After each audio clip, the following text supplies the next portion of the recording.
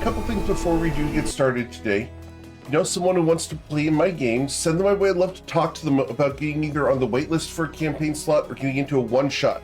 I am doing some one-shots coming up, so look for those announcements first over at Patreon, over at patreon.com/GMEric, and then after that over on the Discord, and then publicly out on the social medias. Speaking of, we do have the GM tip videos, archives, and podcasts over on YouTube. We're also doing the GM tip videos on Instagram, Blue Sky, X, and TikTok now. So go check all those out. There's a ton of content for you guys to check out. We also have a brand new clip contest this month over at the Discord. If there's a moment from the session you like, throw the clip or timestamp in the Discord and you'll be automatically entered to win a prize at the end of the month. We also have the reference site over at toyvoarpg.com. Go check that out. We've got hundreds of articles on there for you and more coming all the time. Lastly, we are doing a Dark Frost playtest tomorrow. Look for another Dark Frost playtest soon because we are coming really close to getting that thing out there and published and running that on a regular basis. So super excited about that. But let's go ahead and get you guys started because we've got a lot to cover today. Alrighty, so you guys are adventuring in the lands of Toyvoa. Most recently, we are down here in Shatter Shaddai, where you have come to seek political power and influence in your quest to establish yourselves in the Shantaran Grove and reclaim it for Twilight's Call, and also to stop the elemental incursions from the Fey Realms into the material plane. Having arrived in Shatter Shaddai, you've made some inroads and have managed to get a list of what you need in order to get an audience with the Sultan. That being the recommendations of each of the members of the Batim, the ruling magocracy here in the city. You guys last week decided to go and visit Tariq at his mage tower and agreed, after having entered into the mage tower, to participate in a sleep study. And that's where we're going to be picking up today, as you guys have found your way into your own private bedrooms and gotten ready for bed. Before we get started, is there anything you'd like to do last minute before falling asleep? And Twilight, because you looked in that direction, we already covered that. Yes! Yes! She called it out before you even said it. Does Winkle have a CPAP machine hooked up? I don't think Winkle has a CPAP. I think you guys are going to have to rely on the enchantments of the room to keep the walls from reverberating.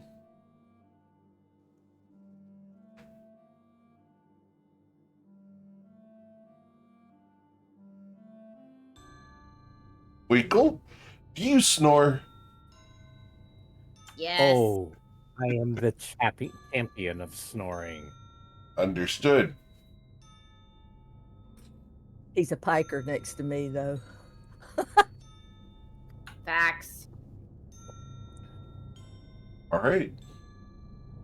So. I mean, you were going to ask how Ayla knows that.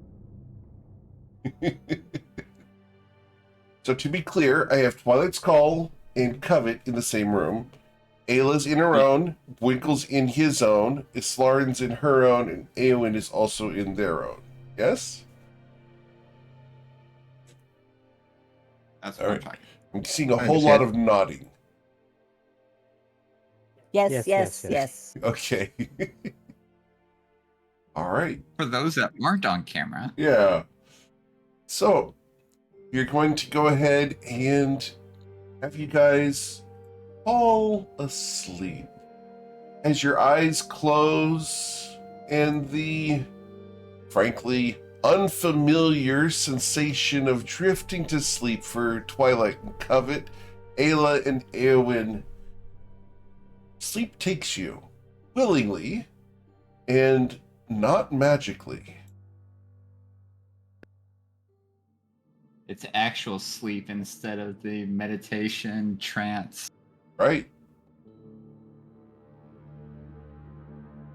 So, as you drift off to sleep, the air here is thick with dust and silence, broken only by the distant whisper of turning pages, though no hands move them.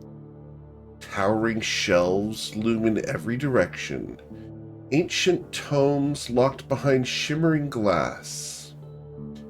Each volume bound in iron clasps and inscribed with runes of warding. You can feel the weight of knowledge pressing down on you, not with welcome, but with judgment. A corridor stretches before you, lined with doors of onyx and gold, their handles cold as the void. Some are bound in chains that twitch as though alive. Others seem to breathe, pulsing with a slow, rhythmic glow. Waiting. At the end of this passage stands a door, like the others, vast and monolithic, its surface rippling like liquid shadow. Silver chains wrap around it in endless loops, each link engraved with a name long since forgotten. The sigil at its center pulses green, and with every flicker, the room seems to dim, as if light itself dares not linger here. Something watches you from beyond it. You feel it, though you see nothing. A presence lurking behind the threshold, patient and knowing, as if it had been waiting for you to arrive. The silence deepens, and then a voice, cold and unhurried, slithers through your mind. You seek entrance. Knowledge is never given, only taken. Tell me, what are you willing to lose? Winkle? How would you respond?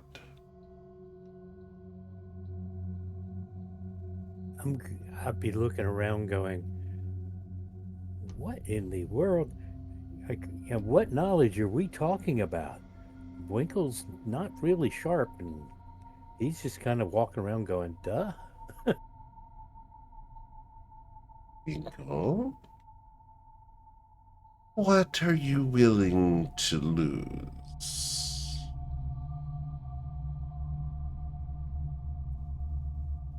For what? Knowledge.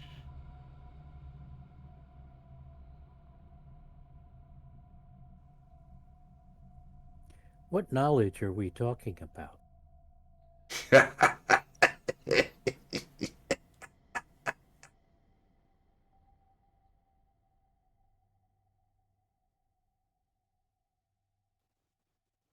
Oh.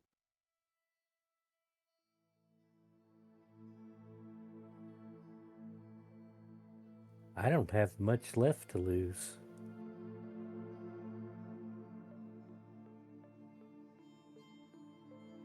What would we...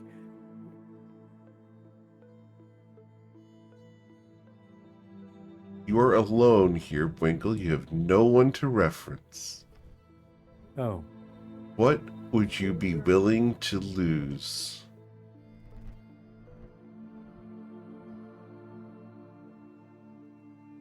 I have a lot of hair.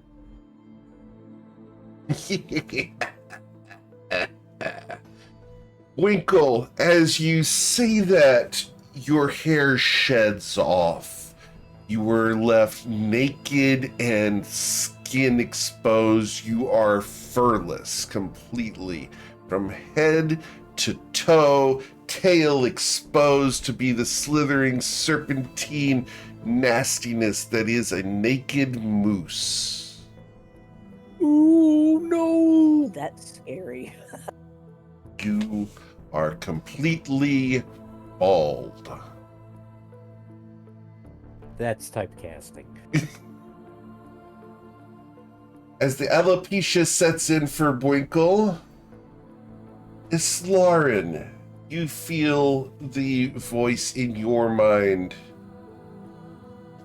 You seek entrance, but knowledge is never given, only taken.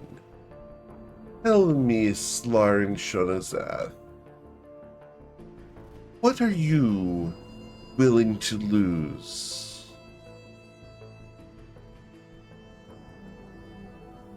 I consider that for a moment.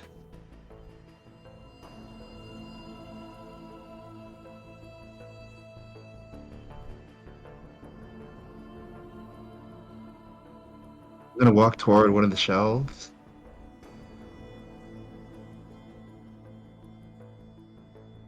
Okay. Say out loud. Say it is only taken, not exchanged. No response.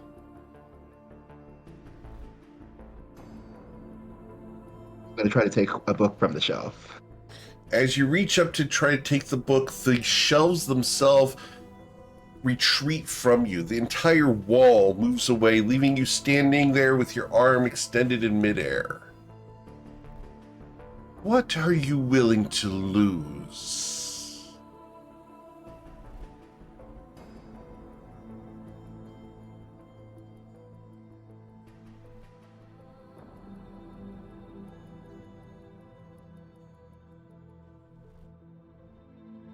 Whatever does not cost me who I am.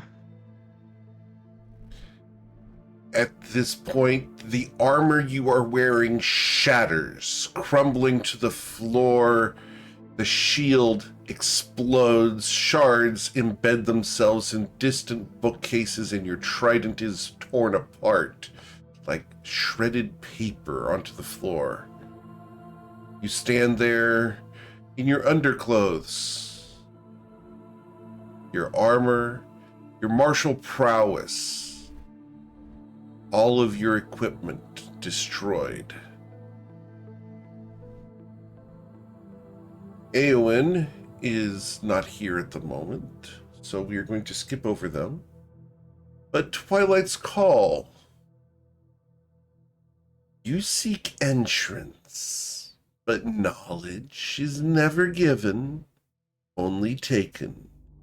Tell me, what are you willing to lose?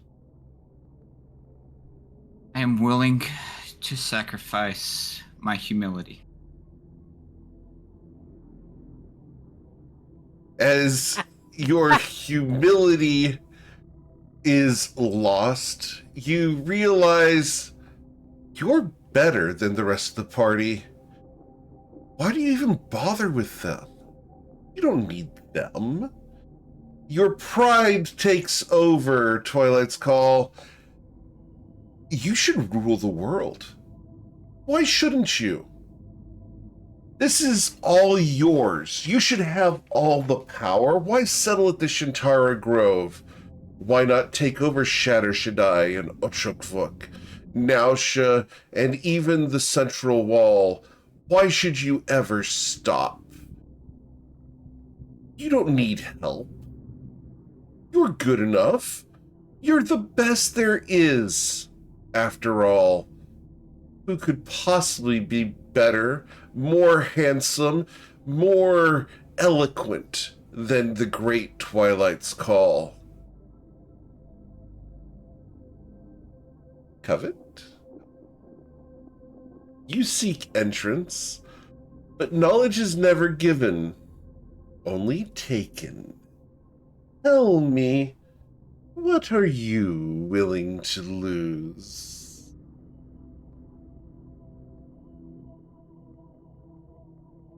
Covet looks around, taking a deep breath. And then she looks at him.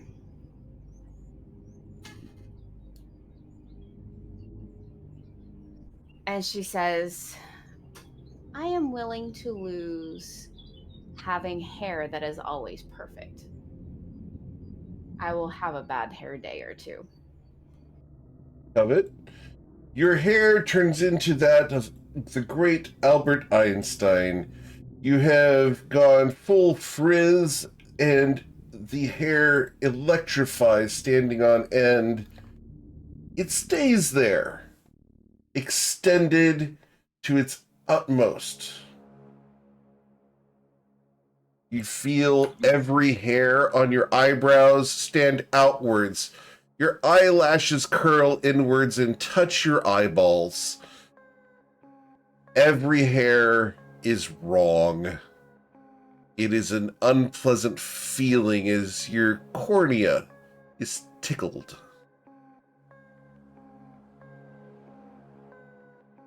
I just need some coconut oil. We'll be fine. Fine. You want exfoliation? You're not there. This is my dream. Not in your Ayla, dreams? Ayla Taylor, as you stand before this enormous door, you hear the voice slithering into your mind. You seek entrance, but knowledge is never given, only taken. Tell me, what are you willing to lose?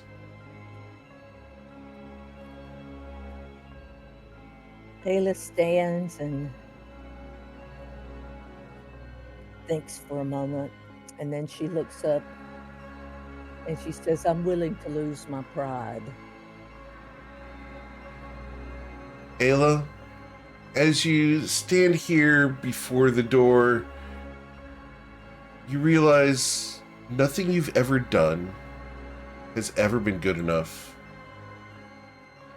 It's all pointless. Why bother? There's no reason to do anything. Nothing's ever good enough. Might as well sit down and give up. Why bother going on? Ayla? Everything in your life is now hopeless.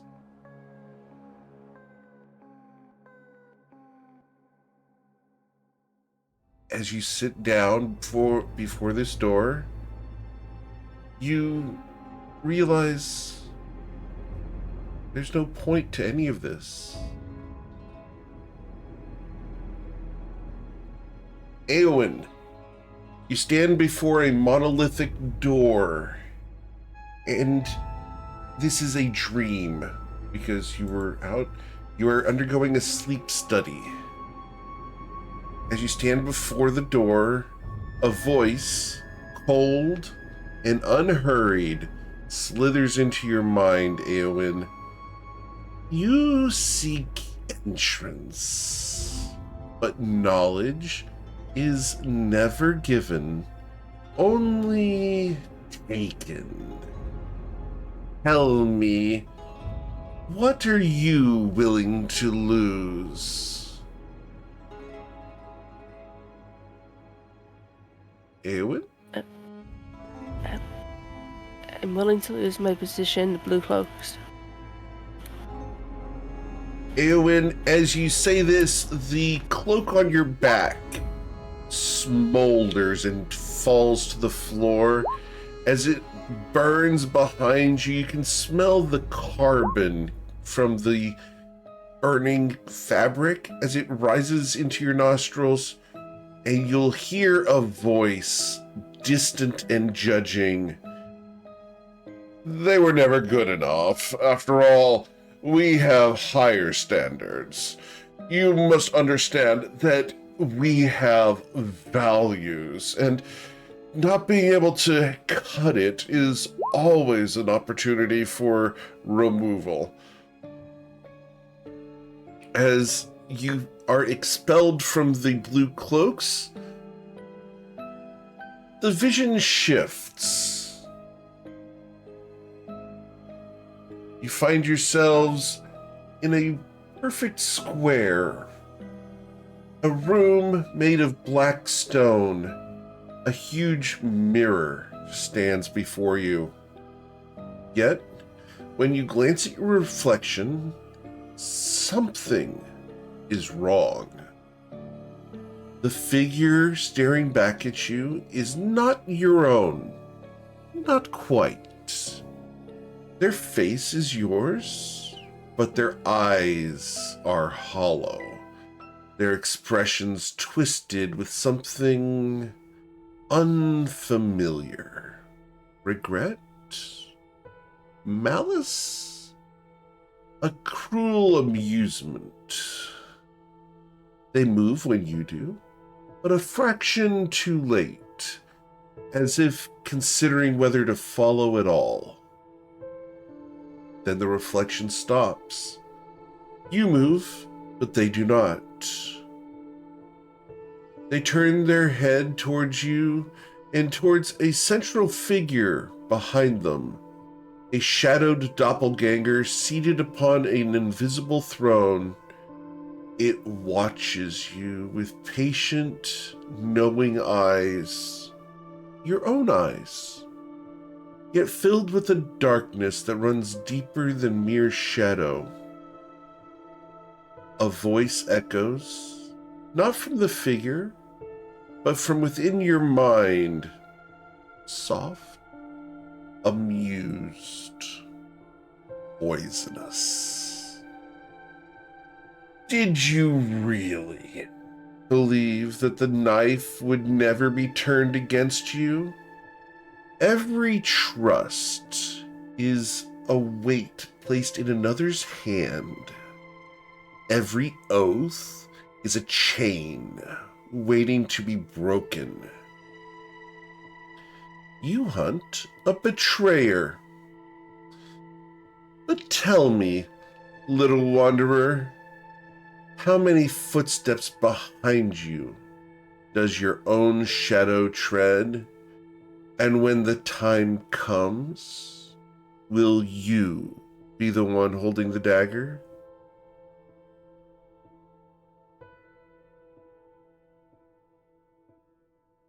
Ayla, you are being asked whether you would ever betray those that travel with you.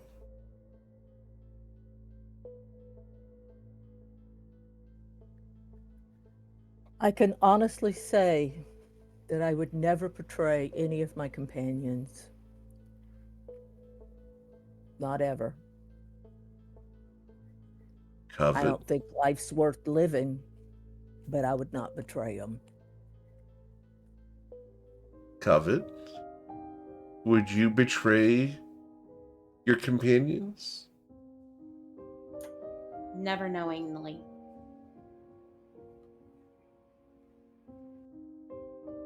Twilight?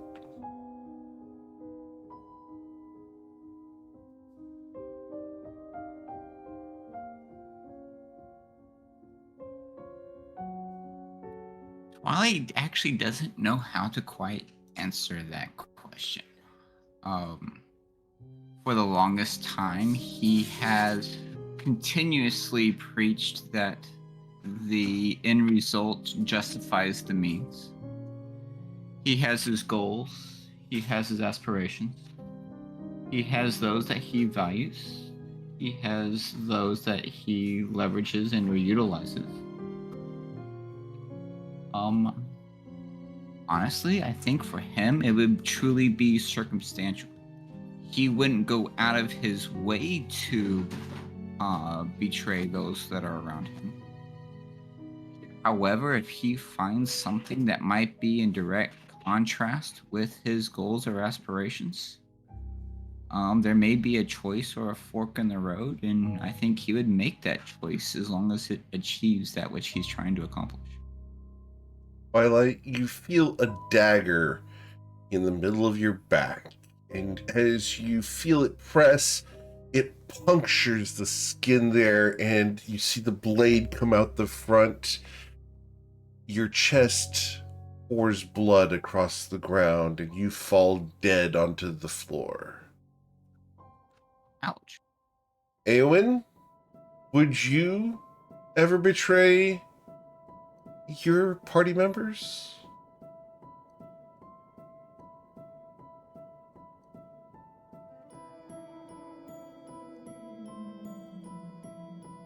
Eowyn? I never betray no matter my own intention. Okay. Is Lauren? Will you be the one holding the dagger?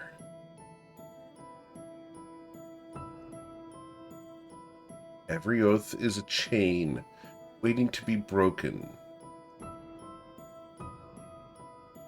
My oath is my protection. It is my freedom. It is what comes first.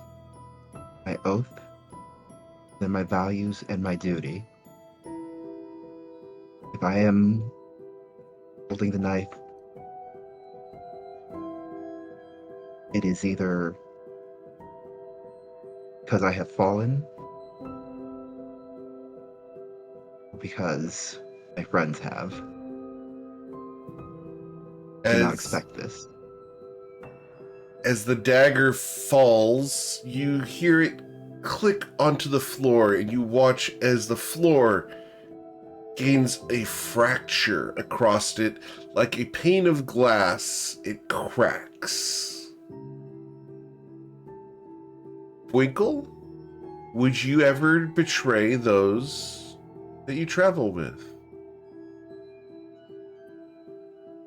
My love for Ayla is all-consuming. And to be her white knight is what I strive for. If she wishes to protect these people, I will protect them with my life. If she decides to go against them, I will take care of the problem for her. I am Ayla's. As you stand here resolute, your foot stomps into the ground with your determination. The floor cracks further and shatters like a web of fractures. The figure, your own reflection, smiles, and the mirror shatters in front of you, allowing you to experience the scent of roasted meat and spiced wine hanging in the air, cloying, indulgent, and wrong. Before you stretches a grand banquet hall, its vaulted ceiling lost in the flickering glow of chandeliers made of bone. The long table groans beneath the weight of a decadent feasts. Golden breads, ripe fruits bursting with juice, steaming meats carved and plated with exquisite care. Goblets of deep crimson wine sit at every place, untouched, and around the tables, figures wait. The guests sit unmoving, draped in finery long faded, their faces hidden beneath heavy veils. No breath stirs in this banquet hall. No hands reach for the bounty before them, yet the air hums with an unsung song, a tension, a hunger that does not belong to you alone. Then a voice, slides through the silence, low and knowing, curling through your thoughts like smoke. A golden skeletal figure sits slowly before you and looks at you. Its jaw works. So many have come before you, each believing that they would leave this place unmarked. They feasted, they drank, they made their vows, and still no one remembers their names. The goblets tremble, the fruit blackens, the meats bleed anew, steaming with something colder than death, and one by one the veiled figures turn their heads towards you. You have been tasted already. The first bite was your presence. The second, your past. The feast is not yet finished. Tell me, what part of yourself will you surrender next? Plate is pressed before you, an invitation, a warning, and from the veiled guests comes a sound, not words, not breath, but the dry rasp of hunger unsated. Winkle, what would you do?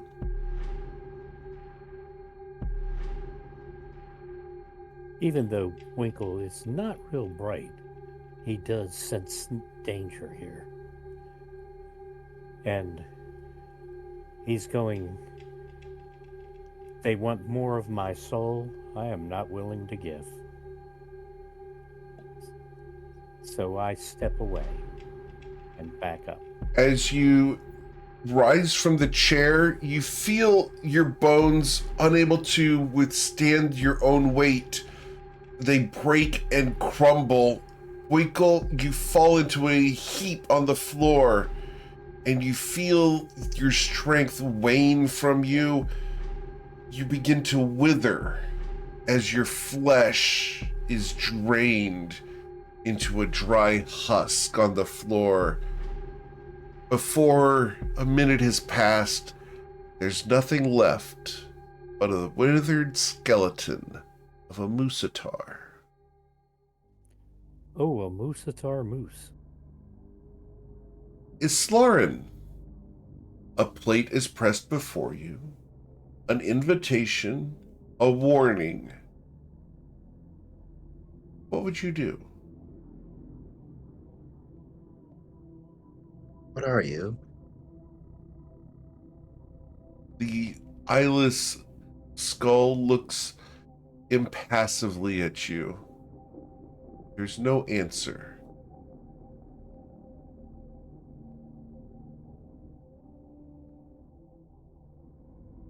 I'm just gonna stare back at him. Going to leave the food untouched. As you stare back at this impossible to win staring contest, you will grow old, Islarin. Your skin loosens and sags. The wrinkles form around your face and skin. Your hair grows thin and white before falling out. You stay here for hundreds of years.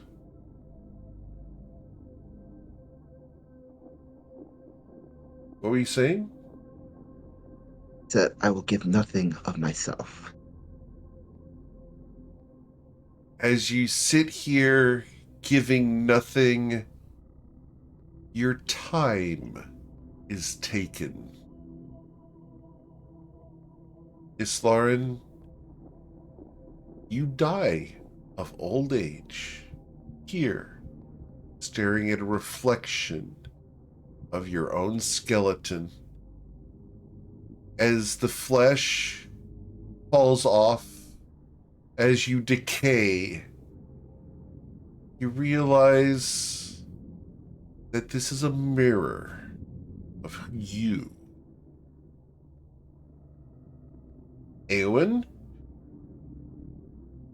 a plate is pressed before you, an invitation, a warning, and from the veiled guests around the room, you hear the dry rasp of hunger.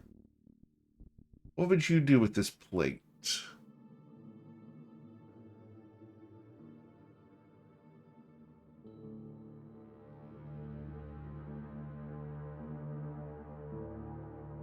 Eowyn? Anyone will lightly push it. Is anyone sitting down? Yes. Okay. Anyone will lightly push it away and stand up and to the skeleton. And thank you for the offer to give anything up. As you stand and not willing to give anything up, you fall. Your muscles betray you, and you collapse onto the floor. Your skin withers, your armor rusts. You die here. Before a few moments pass, the skeletal form of the half-elf, once known as Eowyn, lays dry on the floor.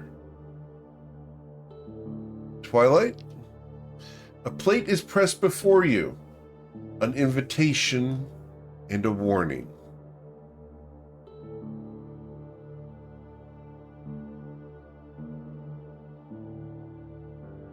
Well, he's already given up his humility. He's already acknowledged his path of end justifies the means. He's already died once in this dream sequence. So he's willing to sacrifice and to give up his mortality.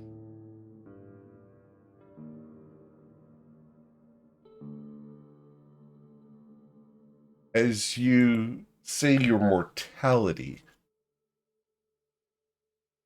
the skeleton before you opens its mouth, and your body slides up onto the table, leaving your perspective sitting here in the chair. The various figures around the room rush towards the table and begin tearing at the flesh. They consume you in a feeding frenzy. They tear you apart. They gorge on your muscles and innards. They scrape the bones and crack them open for the marrow. You are consumed, Twilight's Call, but your spirit stays in the chair, immortal. No longer bound by physicality, Twilight's Call, you are immortal and free of these mortal coils. Covet, a plate is pressed before you. It's an invitation, a warning, and from the veiled guests around, you hear the dry rasp of hunger.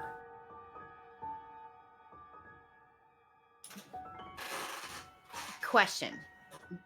Did she see what happened to Twilight, Nope. or is this his own You are dream? alone. Okay. So Covet sits there and she thinks about everything that she has given up of herself already.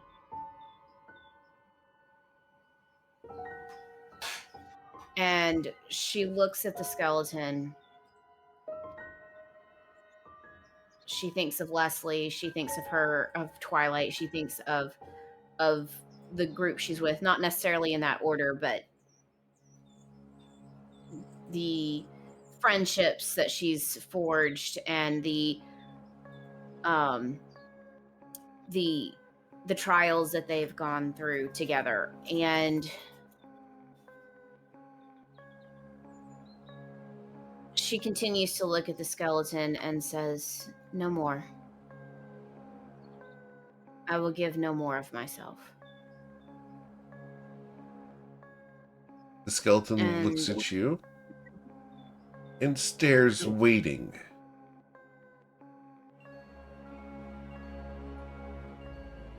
she pushes the the plate away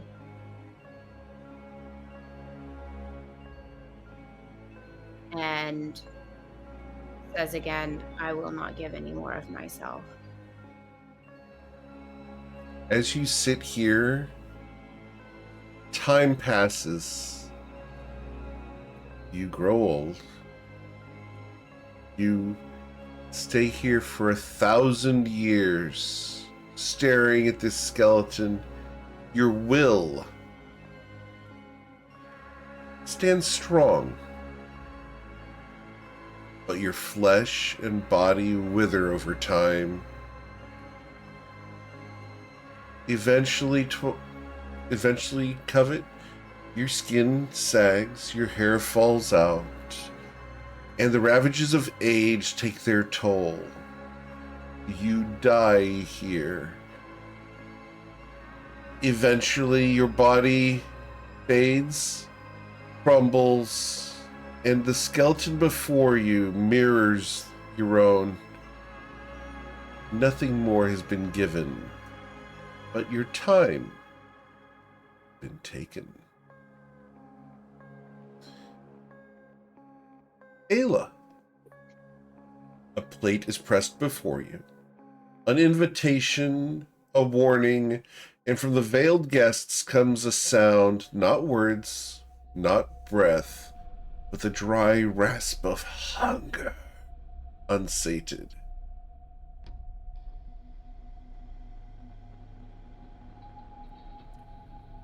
Ayla sits and thinks, and she ponders. She's given quite a bit.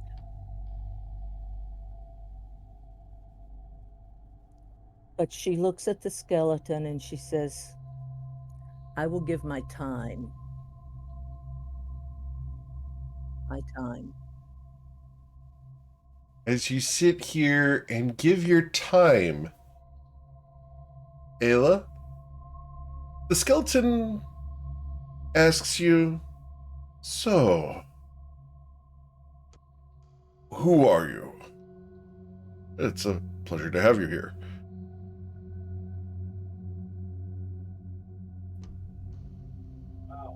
I am Ayla Taylor, a neophyte priestess of Degnu Ignis. The skeleton reaches out a hand. "Welcome. It's nice to have someone who wishes to stay with us for a while."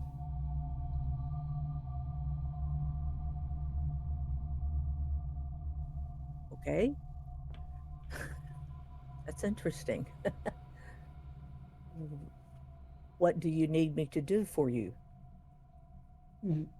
We just wanted some time. A pleasure That's to be given time willingly.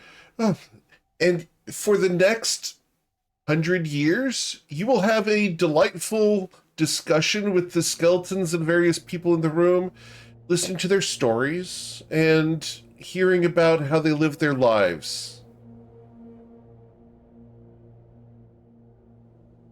As you have cool. given your time to the people at a banquet.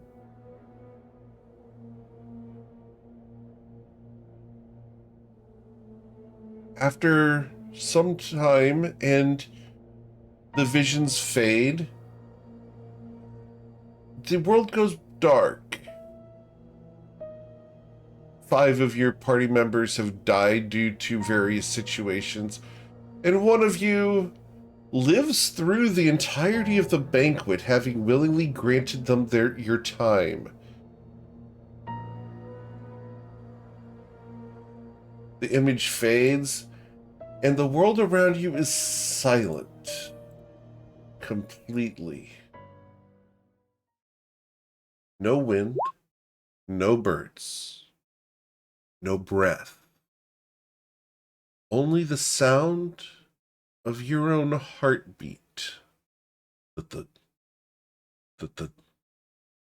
hollow against the endless bridges stretching before you. The They rise and fall in impossible angles. Crisscrossing through a void too deep to measure. Some are ancient stone, worn smooth by the passage of untold souls. Others are skeletal, made of rib bones and rusted iron, creaking beneath unseen weight. And in the distance, far too close, a bell tolls, a soundless chime that rattles in your bones, calling something forth. Clang! Shadows stir beneath the bridges, faceless things wreathed in pale mist, clinging to the air like a sigh on the cusp of vanishing. They do not walk. They do not reach. They only watch. Then a voice seeps through the silence, not spoken, but known, a whisper behind your ribs, an echo of something half remembered. All who walk these bridges belong to them. Some cross, some fall, some become part of the path.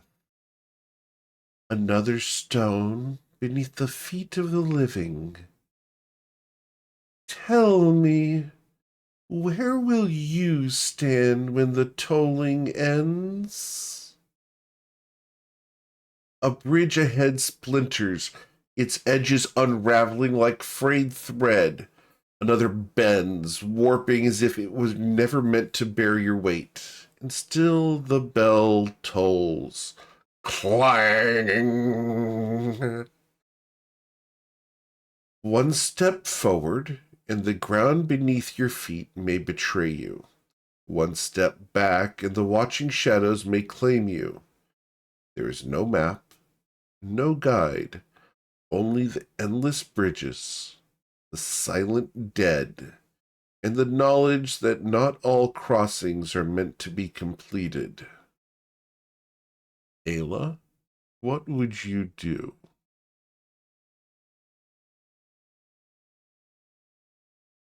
I stand and I look around. Am I standing on a bridge You are or on a like bridge, okay. stone beneath your feet, shadows watching you.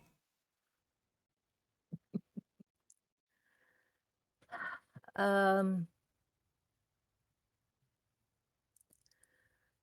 I'll take one step forward. As you take one step forward, the bridge behind you crumbles. You feel the stone beneath your feet begin to shift. It's about to crumble too. Your feet move of their own accord. You begin to run, trying to outpace the crumbling bridge beneath you, and you fall, unable to catch up to the devastation that is going on. The mists beneath you claim you, Ayla Taylor. You disappear into the white fog. never to be seen again. The last thing you hear is that soulless bell in the distance. Clang. Covet. Hmm. You stand on a bridge, surrounded by the dead. These spirits watch you, and the bridge ahead splinters, its edges unraveling like frayed thread. A different bridge bends, warping as if it were never meant to bear your weight, and yet the bell tolls. Clang. One step forward, and the ground beneath your feet may betray you. One step back, and the watching shadows may claim you. There's no map, no guide, only the endless bridges, the silent dead, and the knowledge that not all crossings are meant to be completed. What would you do?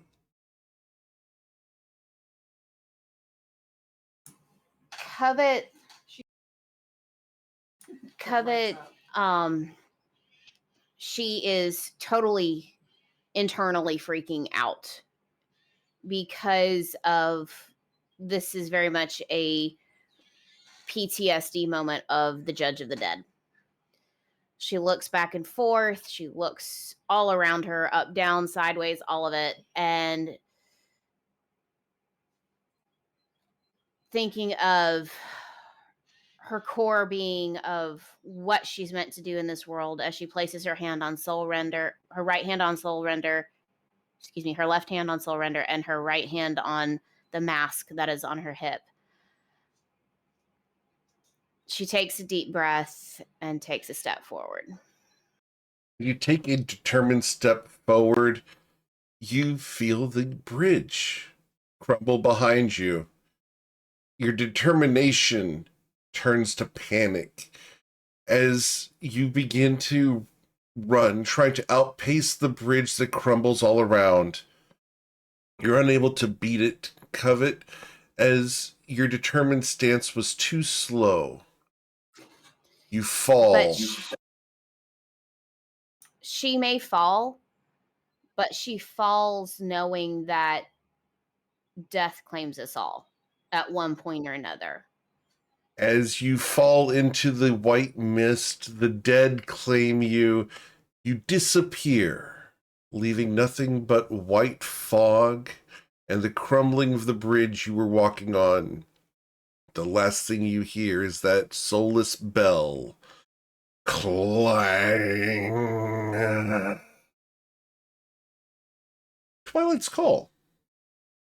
A bridge ahead splinters, its edges unraveling like frayed thread.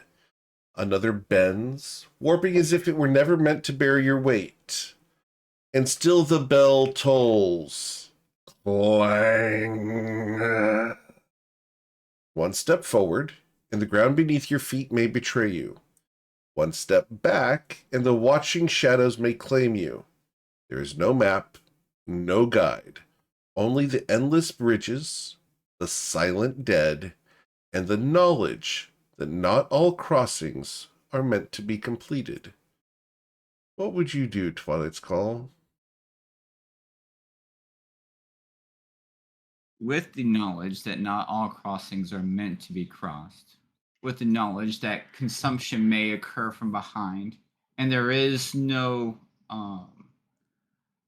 faith in the crossing forward, and he also knows that his time has not yet come, so the bell that tolls is not for him. He doesn't know for whom the bell tolls, but it's not yet his time. He'll remain where he's at. As you remain here, resolute in your stance, Twilight's Call, your feet are anchored here. Your will resolute. You stand here facing off against decision. Your body turns to stone, a statue as others come and go. Over the eons, the statue of Twilight's Call does not move, does not make a decision, but rather is observed and eventually neglected as simply a state of being. Indecision just holds you as a everlasting statue. The last thing you hear is that bell, that annoying ever-presence, that bell that sounds clang. Eowyn, you stand on a bridge. The bridge ahead splinters, its edges unraveling like frayed thread. Another bends, warping as if it were never meant to bear your weight, and still the bell tolls. Clang. What would you like to do?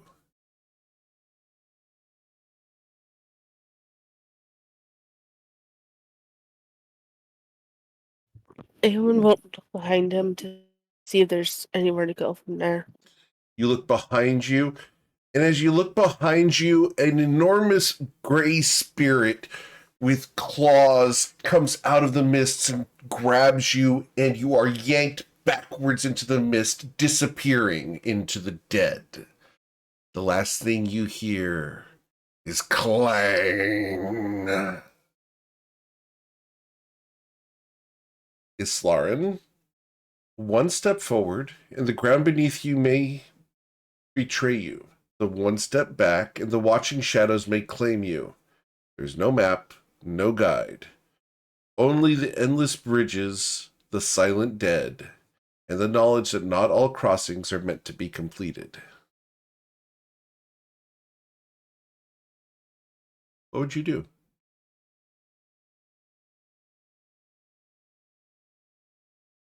So is it two different bridges ahead of me or just one? There are two different bridges. There are many bridges around.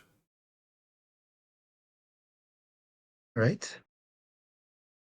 In that case, I would like to try to call upon my oath, protect me from the shadows, protect me from whatever creatures may be behind me, so that I never have to look back. And I will go forward fearlessly and deliberately. Okay. As you go forward fearlessly and deliberately, you will take a step forward, confident in your path. The ground beneath you begins to crumble, and as you begin to sprint, the bridge falls beneath you.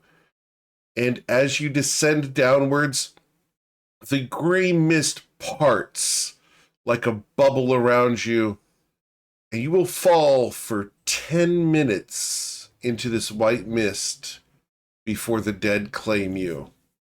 And the last thing you hear is that soulless bell clang. Winkle, you stand on this bridge. One step forward and the ground may betray you. One step back and the watching shadows may claim you. What would you like to do?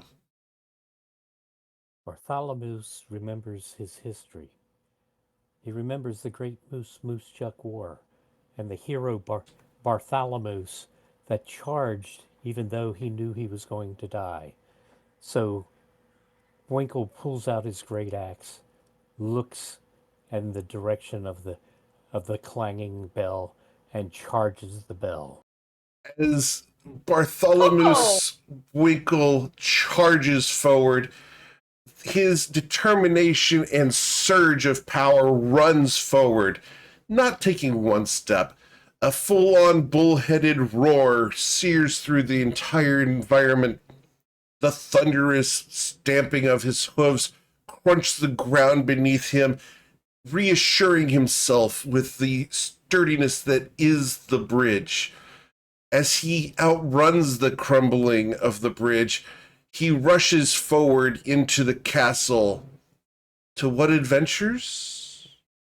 We'll never know. because as the vision goes dark, we hear the bell toll once more. Clang. As the vision goes dark, a vision replaces it. A vast chamber lined with towering bookshelves that stretch beyond the edges of sight. No candle flickers, no lantern burns, and yet the space is bathed in a cold, colorless light, an illumination without source, revealing tomes bound in skin, vellum, whispering with unseen breath, ink shifting and writhing upon pages that should not hold memory of their own.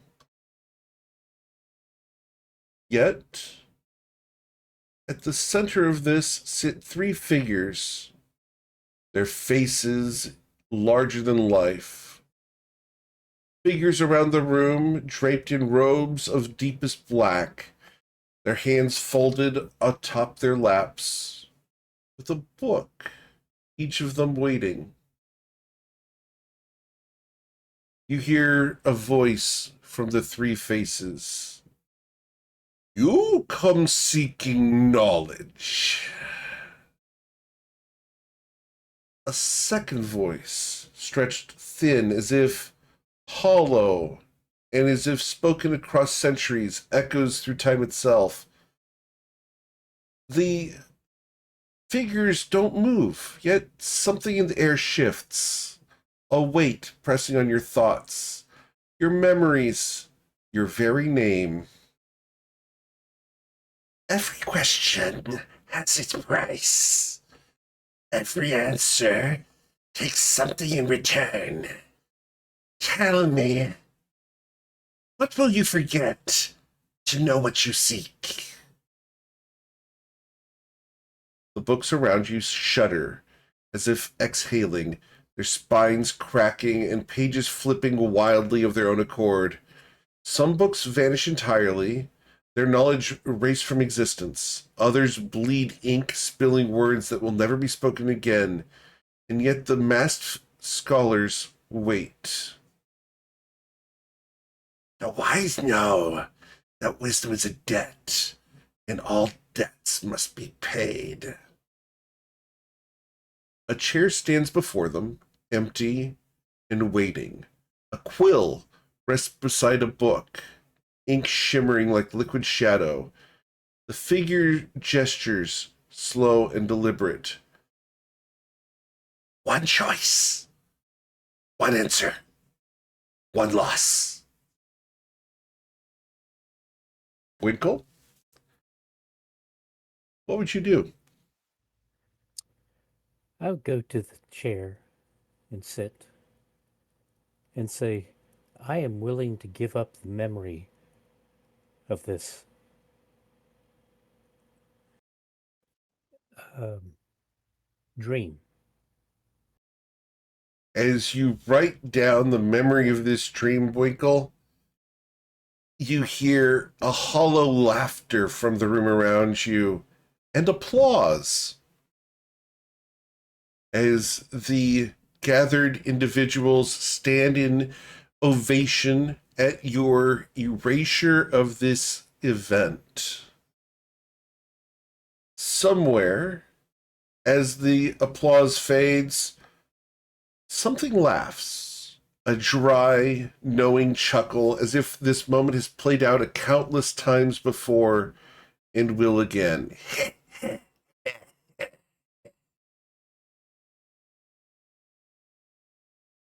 Our friend Islarin, what would you do as a book sits before you with an inkwell and the statement, one choice, one answer, one loss?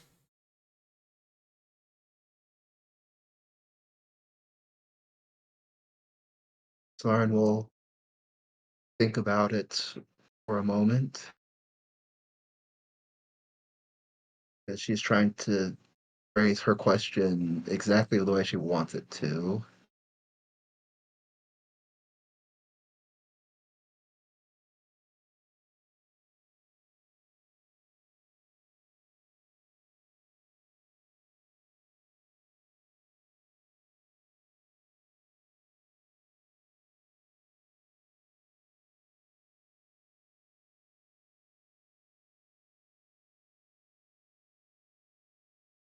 Okay.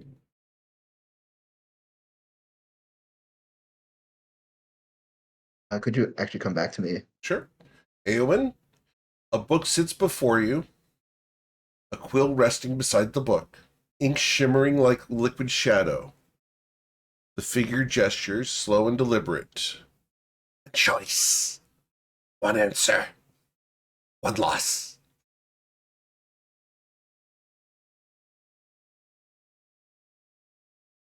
What would you do, Eowyn?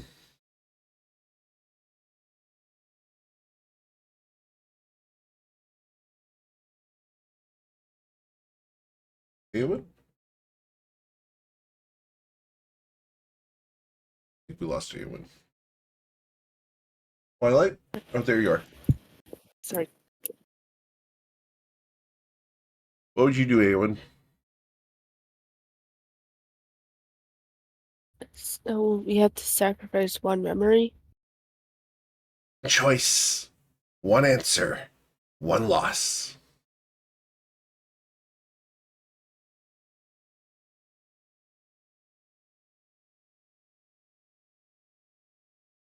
What would you write down in the book? Or what would you do? Sacrifice the memory. I'll sacrifice the memory of my family. Okay. As you write down the names of your family in the book, you hear a collective sobbing from the row behind you. As you look back, you see the faces of your mother and your father fading into a dark hood as they join the congregation.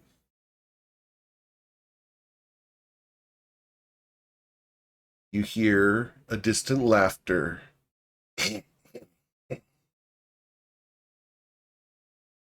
So, Twilight, you stand before this book.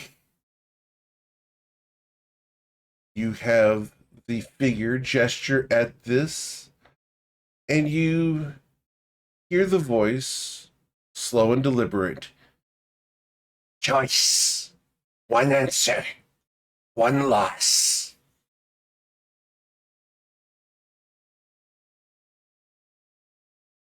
Twilight will move forward. Will stare down at the book.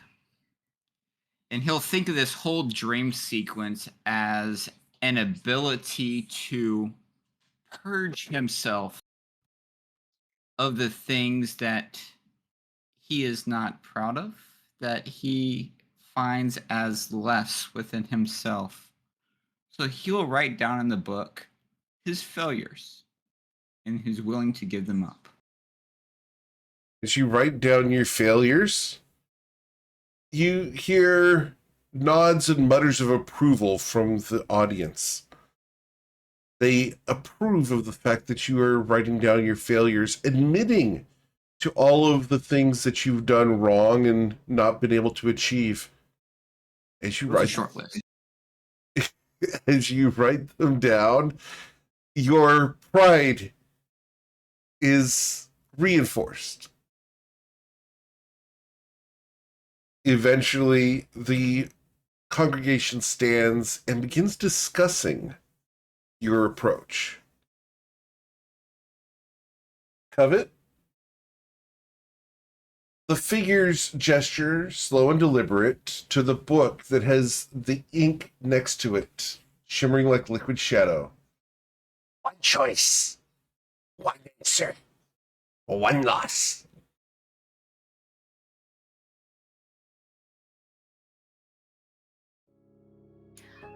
She looks at the figures around her. Like, she actually stops and looks around at the figures in the audience, and then looks at the three. And then she looks at the book, and she hems and haws for a minute over what she's going to write. And then she thinks of the one thing that she can't give up, and that's Twilight. And she was like, she thinks to herself, what would Twilight do in this situation? then thinks to Leslie and her teachings.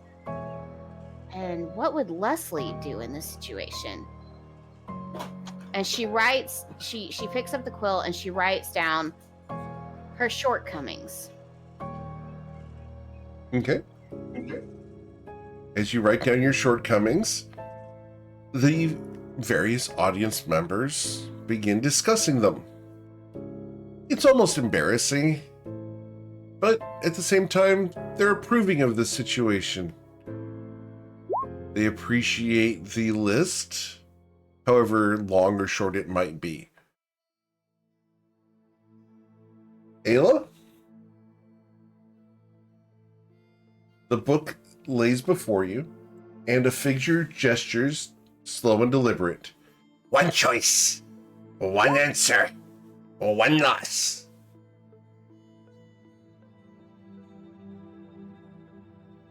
What would you do, Ayla? Before I write in the book, I look at them and I say, what did you give up to ask me this question?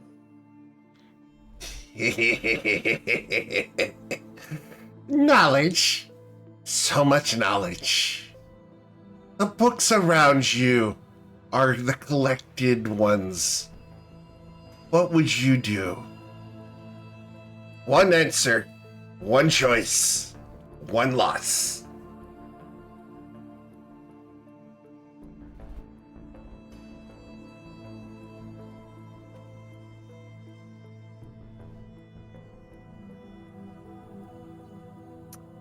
Ayla thinks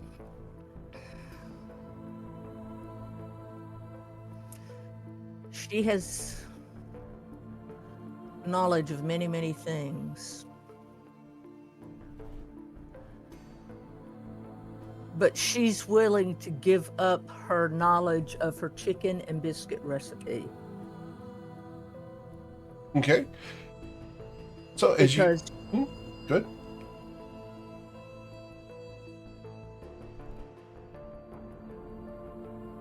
So as you write down your chicken and biscuit recipe in the book, you will hear a grumbling, not from the voices in the room, but rather from the tummies throughout the audience, as people are beginning to get hungry at the description of the flour, the butter, the fried chicken, the maple syrup that goes with that, and the breading, the oil, the sizzle, the exact descriptions of how long to keep it in there before the chicken floats.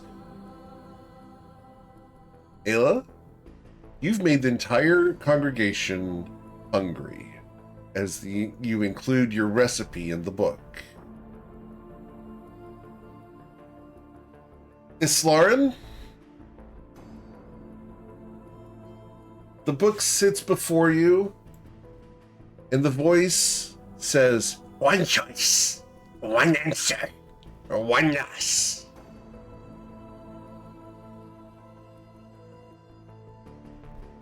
The answer I seek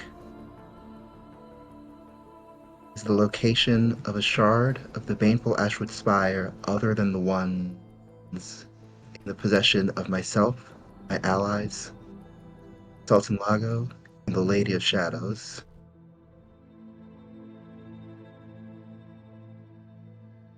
Is that what you write in the book? Yes. As you write down the location of the shard of the baneful Ashwood Spire, you look down at it, trying to make sense of the words that you've written, and they blur together like your eyes can't focus. They cross and recross. The words that you've written don't make sense. The figures blur and twist. And somewhere in the unseen distance, something laughs, a dry, knowing chuckle as if this moment has played out countless times before and will again.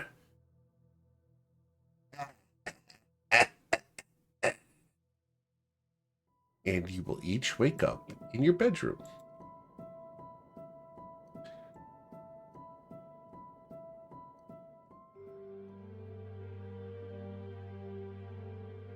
You each have gotten a long rest.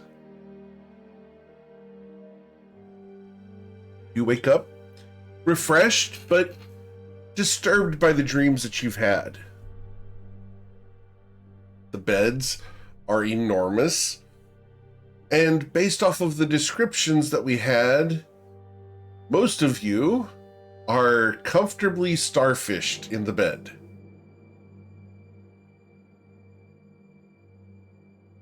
So, as you awaken, what would you guys like to do? Greet my wife in the morning. All right, so as we fade to black on Covenant Twilight, Ayla, what would you like to do?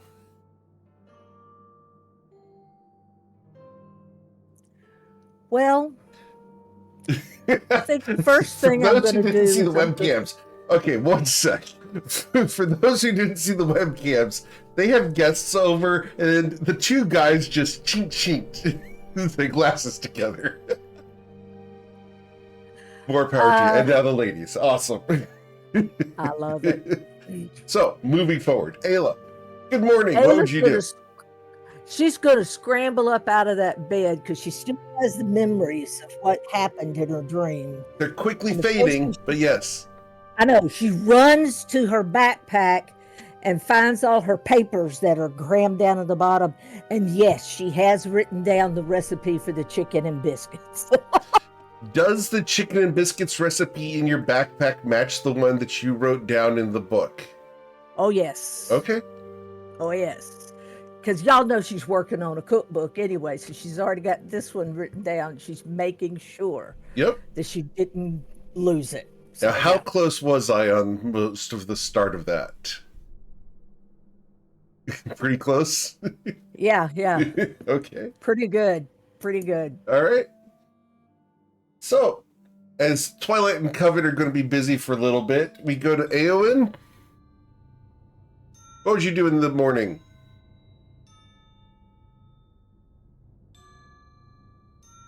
Eowyn?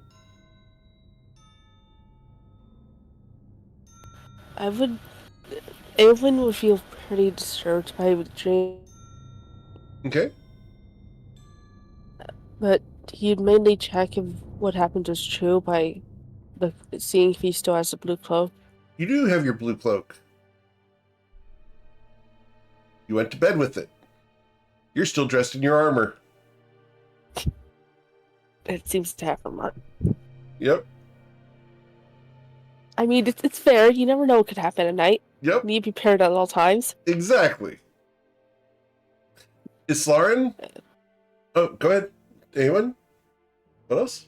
Everyone will be a bit disappointed by the sight, though. Okay.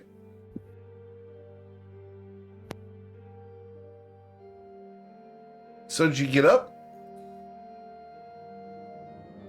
Yeah, he would get.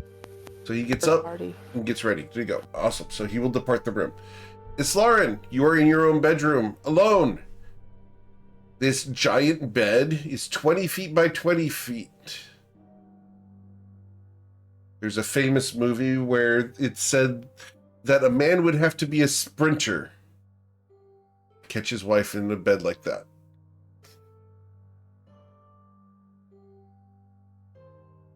What would you do, Islaren, as you wake up in this massive bed? First thing I'm going to do is check the armor stand to see if my armor is still there. And my trident and shield. It is. Breathe a Everything's sigh of exactly relief. as you left it. And I will I'll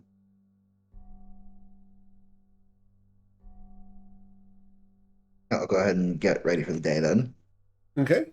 As you get up and get ready for the day, the bed wasn't near as comfortable as you wanted it to be. After all, the bed at your home, back in the Shinozen Protectorate, is much more comfortable. Higher quality and plusher than this thing. While nice by most people's standards, probably not good enough for your family. Been making do all this time. Winkle, you wake up in the most comfortable bed you have ever woken up in. You are not dangling off of any side of the bed as you fit in the center of it. Being the enormous musatar that you are, however, the drapes that come down from the canopy have been tangled in your antlers. You are restrained in the bed by your own thrashing about.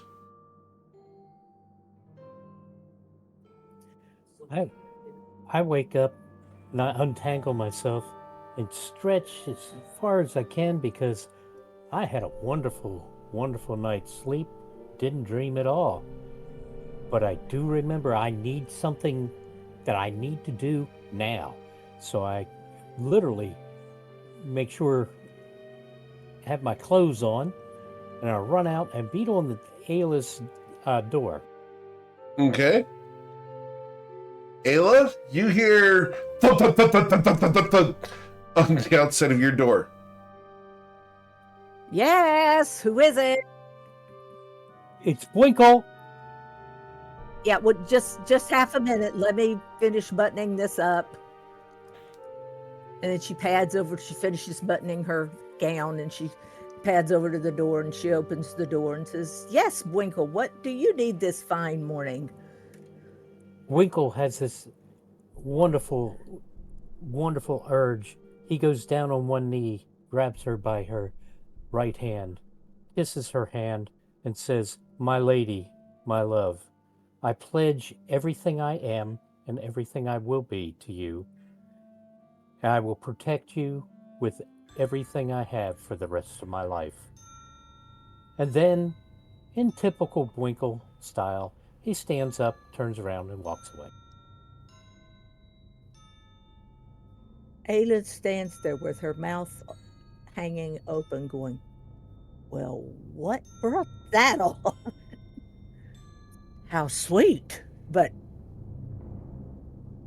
oh my goodness, I got to talk to somebody about this. Okay? Who would So you she go to goes talk back in her to? room. Well, she's going to go back in her room and put her shoes on. 'Cause she Get her didn't have shoes on, shoes get her back. gear, right? Gotcha. Yeah, and then I'm going to go down the hall and I'm going to knock on Islauren's door. All right, Islaren, you hear the feminine tap of Islaren, of Ayla knocking on your door. Come in. Islauren, I need to talk to somebody about this, and it's got to be a female who's attached to someone already. I don't know what happened to everybody in their dreams last night, but something profoundly must have happened with Bwinkle, because he just came to my door and pounding on the door, and I opened it, and he dropped to one knee and pledged his love, his unswerving devotion, and his life to me, and then got up and walked off. What's going on? What do I do? Lauren just blinks. He well, does sound like something that he would do. I mean, I've always known he was kind of attached, but this is more than that. Well, first, how do you feel about it?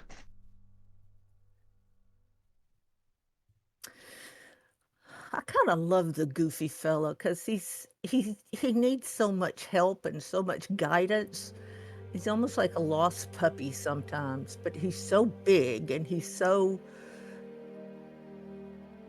talented at being a warrior and everything. It'd be kind of nice to have him around. But I don't know. I have no idea what to say to him when I see him again. Or do I just kind of let it slide like it didn't happen? Or I don't know. I'm totally confused.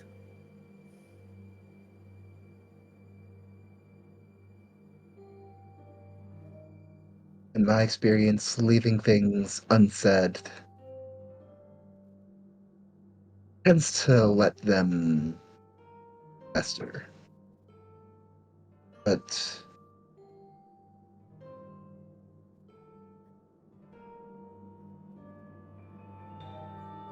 well, perhaps you could ask him why he felt he needed to do that.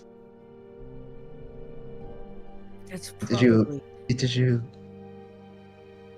strictly speaking, did you accept his pledge or did you say anything? I didn't get a chance to. He turned around and walked off.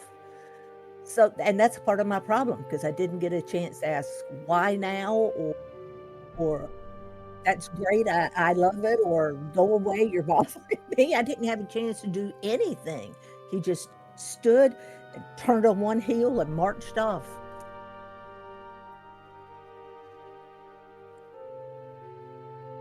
Had he hung around a minute or two, I might could have worked some of this out, but he didn't. So, yeah, I'm kind of at a loss. Well, you're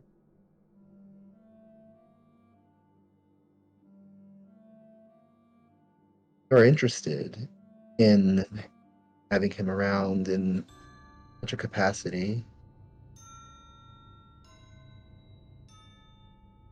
I suppose the question is it mutual?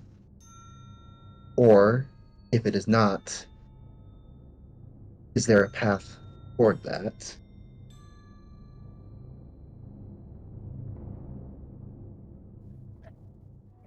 Yeah. I guess I've got some thinking to do too. And then I guess I need to go talk to him and pin him down so he can't escape.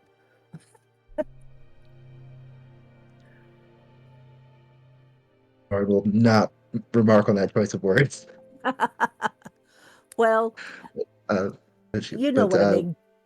I want him to stay still long enough that I can talk to him and not that I have to chase him down a hall or something, because that's what would have happened this morning. But I was so shocked. I couldn't move. My brain just went duck. So, so yeah. whether or not you need to tell him that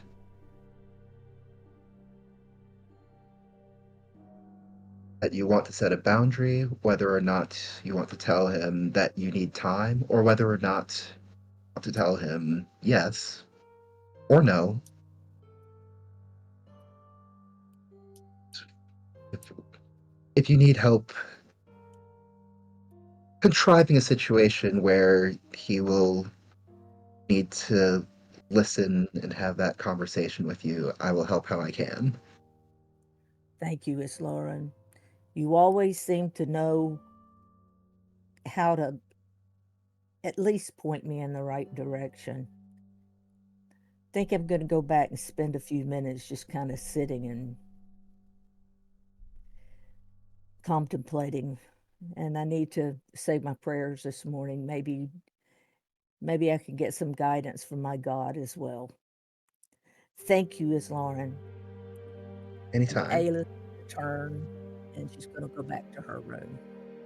Before you can make it back to your room, the camera pans ahead of you towards the door of your bedroom, Ayla. As the camera enters the room before you do, there's vibrations coming through the wall, and one of the paintings crashes onto the floor. You hear a bang, bang, bang, bang, bang as the painting crashes to the floor. Ayla, that's all you hear is the painting impact the floor. And then you hear a random whoops. And you hear a crash from Covenant and Twilight's room. And then the tearing of fabric. Oh, my. You've heard this We sound are before, rambunctious. Ayla. Uh-huh. You've heard this sound before, but it was when you were a little kid. And for Yeah. some reason, your mother decided to change the drapes the next day. Yeah. Yeah, I think I'm seeing new drapes in the other bedroom. It's future. Whew. Rambunctious, aren't we? Yeah. Understood. So, as Covet and Twilight recover after a little bit, Twilight, I need to get some water. have you gained a level of exhaustion, Twilight? No, this is well within It's the. not enough, then. All right, we will fade to black further as Twilight came up for air. Understood. You just see Covet pounce, and that's it. Fade Yep. to black. The blankets go up and over once again. Understood. Yep, everything was strategically shot by the camera, so we didn't see anything, but the satin sheets and blankets go up and over. Understood. I mean, to be fair, Twilight just got rid of all of his weaknesses. He got rid of all of his humility. He is at the premier peak of his career and his life right now. He's doing pretty good. He believes that. Because it was a dream. And his wife is reinforcing it the next morning. Indeed. Sure. And then once we come back from fading to black, we realize Covet sits up and she's like, "Oh, that was great." And then she goes to put her hand through her hair, and then she's like, "Mate, my hair!" And then stands up and runs to a mirror to make sure that her hair is not like literally standing on end, and her eyelashes aren't curled inwards and all that. You might want to wash it. So, your eyelashes are fine. Your eyebrows are fine. However, your hair no. at the moment is an absolute disaster. Has nothing to do with the drink. Oh man. It needs a good brushing. Oh, okay. Okay. If only you knew someone who could take care of that for you. We're not going after the four That bags was that Ava hilarious. typically does. For those who didn't see, that was hilarious. Okay, on the webcam, it's all from the guest. That was great. This is normal, having people on our webcams with us. It's great. I love it. Welcome, by the way. I hope you're having a wonderful time watching this disaster. All right. So, after a while, you guys can recover and come out of the bedrooms. Covet, would this be around, 10 a.m.? Noon? Noon. Noon. Okay. So, we're going to leave those two in their bedrooms till noon. Winkle! After having professed your adoration of Ayla Taylor, you were walking back to your bedroom as Eowyn comes out of his.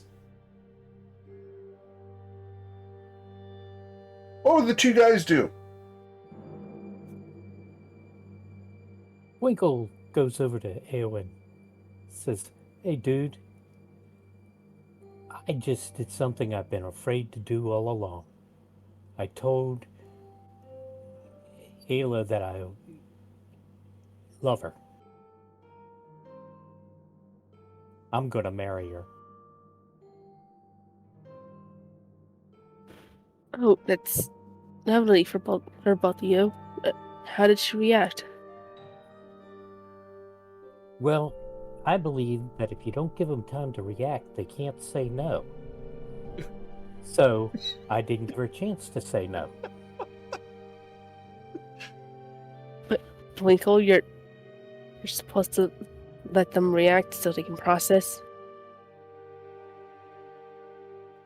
Oh. No, I decided He's the one for me, and I'm going to do anything I can to get her to want me.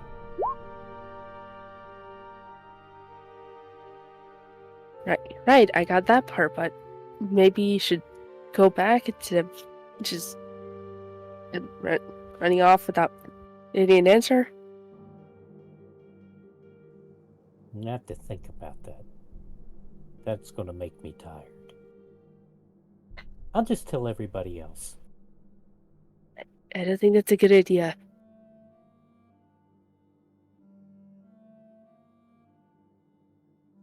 I have to explain I'm dying laughing because this is how he actually proposed to me. He never asked me to marry, he just said, "We're getting married," and then started telling everybody we were getting married. What I'm Y'all getting hearing, married? what I'm hearing is, since it was Winkle's birthday this week, happy birthday, by the way, I think that it's about time that Winkle ask Ayla to marry him. What? Okay. In real life. He did ask me on our 25th anniversary Okay, so we're good. when we'd been married 25 almost didn't years. get up off the floor. Understood. So that was, what, last year? Oh no, we hit 43 this summer. Congratulations. And I'm still alive. In spite of himself. So, as you guys each come out of your bedrooms around noon, you're able to come out into the living room and see each other in your made-up looks. Covet's hair is done. Twilight's looking more confident than he did going in last night, in spite of just having taken a nap and getting laid. You guys come out, and Tariq greets you. Ah, we learned so much from last night. It's been quite an enlightening experience here. We've got your approvals and seals of endorsements available right here, and he will provide each of you with a letter that has his purple wax signet impression, his seal on it. He hands it to you. Here you go. It was a pleasure to have you here.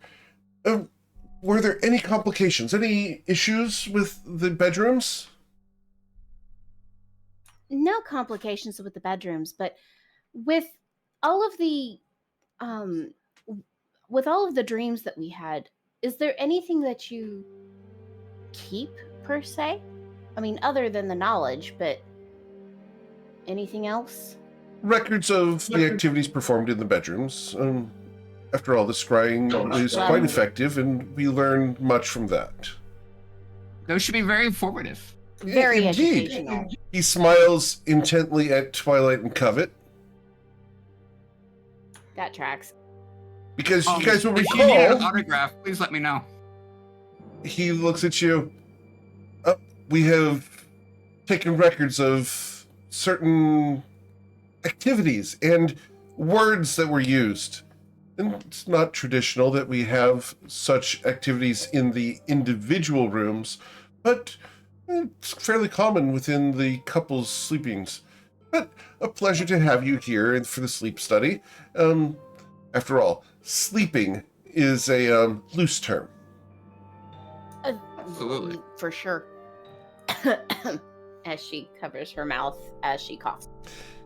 He raises an eyebrow at you. What are the names of those mattresses? Where'd you get that mattress from? Because Those are made in-house. Oh, they're very comfortable. Indeed. I'm glad you enjoyed them. They're quite resilient, as I'm sure you've discovered. Absolutely. And so, well, the wolf fixtures aren't as resilient, but that's okay. Yes, I apologize for that. I trust that you did not get a bruise, sir. I agree with that. We had a wall picture fall in my room. We will have to secure them with some chains next time. Followed by some unique vocalizations. Well, we try. We're not responsible Yes. for the actions performed in our rooms, but thank you. Soundproofing might be a thing. I'm just saying. He looks at you. We thought it had been soundproofed. You missed a spot. Fly stands a little taller. I'm glad we did have the scrying enforced, because otherwise we were going to have to call the police. Covet kind of looks at Twilight and gives a slight smile, and then when they go to leave, she's gonna give him a high five. All right. As the two of them are very proud of their accomplishments, achievements unlocked, you guys are able to depart Tariq's Mage Tower. Yes? Before we go, Yes, Islar. what can you tell us about how to protect ourselves if we encounter Ricard von Karth? Ah, yes. Ricard von Karth, the great leader of Karth, the dream vampire. Frankly, that dreams are your own. When you are within your dream, you are in control. Don't allow the dreams to control you. Control them instead. Whoever owns the dream is the one who controls it. Ricard is a consumer. He's not a controller. So, if you find yourself in his presence, don't fall asleep. Don't be caught unawares. Be prepared, but know that if you are caught in a dream state, you are not vulnerable. You are omnipotent. He smiles. Nothing that befell you in these dreams was against your will. It was simply an exploration of who you are and what you might do. You cannot be defeated in a dream unless you choose to be.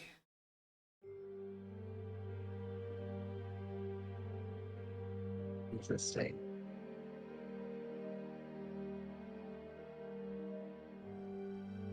He smiles, gives you a bow.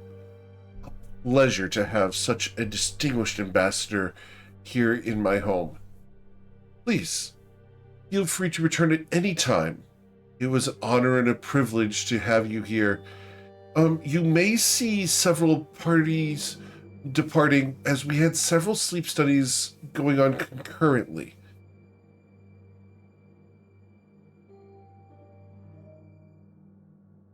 So,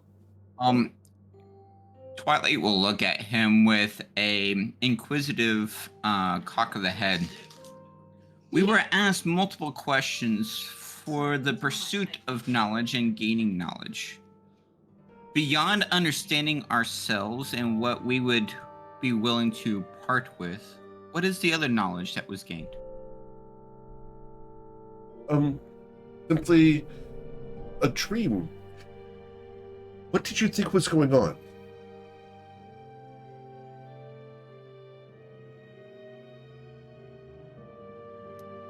The pursuit of knowledge, of course. We were studying dreams and how people reacted to them. Not necessarily a pursuit of knowledge other than that. You see, we control the general attitude of the dreams in Shatter Shaddai. I can't influence them all, but I can set boundaries as to where the limits are. The sleep study explored where your individual limits were and where psyches might break or crumble. We understand now that certain nightmares are unpleasant and will unlikely provide them to our general populace. Any way that we can get some feedback on our interactions in the dreams. Feedback? I'm sorry. Do you mean you want me to provide you with a survey? Or a level of interpretation from the data collected. Oh, most of it was simply you found this unpleasant. In your case, Mr. Twilight, your dreams seem to be quite manipulative. You almost achieved a full lucid state, and for a moment there was a surge of ambition that we were concerned by. But nothing that manifested beyond a surge of interest in world domination, which is a common dream. I see.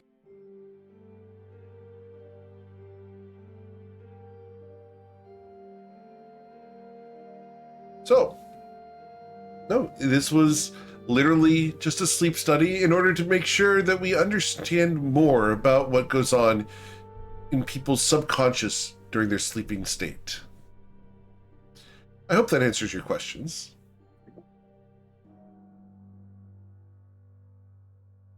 I'm Well, that answered the question, that alleviated some of the concerns and gave clarity to the dream study itself.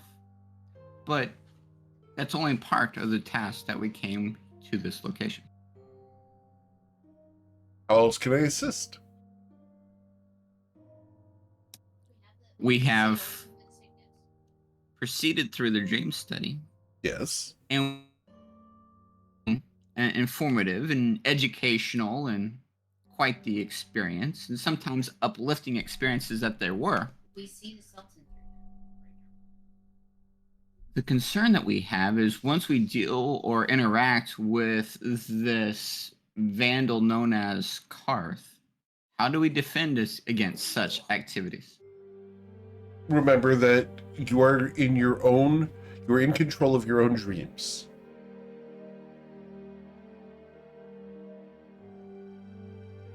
That is all. he told us that. I'm unsure what else I can tell you. He's a skilled swordsman. Armor and martial skill may suffice there if you meet him in the waking world. But should you encounter him in a dream, remember the dream is your own. You have control over your dreams. And within that dream, you are omnipotent. Anything you choose to do in a dream manifests there.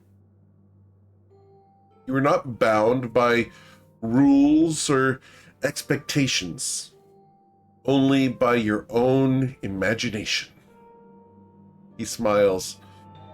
And based off of what we saw in the scrying, Mr. Twilight's Call, your imagination is prodigious. Both in the dream and after. And there's a wicked smile on Twilight. He nods. Indeed.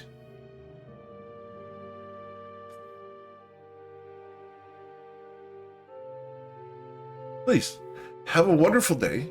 If you desire it, a continental breakfast has been laid out for you. Coffee? Coffee? There is coffee. Oh, It is a traditional Bourbonian blend. Are you familiar with Bourbonian coffee? We find it Not to be refreshing. ooh. Is it bold? Exceedingly. Here, and he will walk you guys towards a small offshoot, a small room, and coming out of the room, you'll see a orc with a red necktie being followed by a beautiful girl with teal hair. You've met them before. They smile shyly as they leave and go out.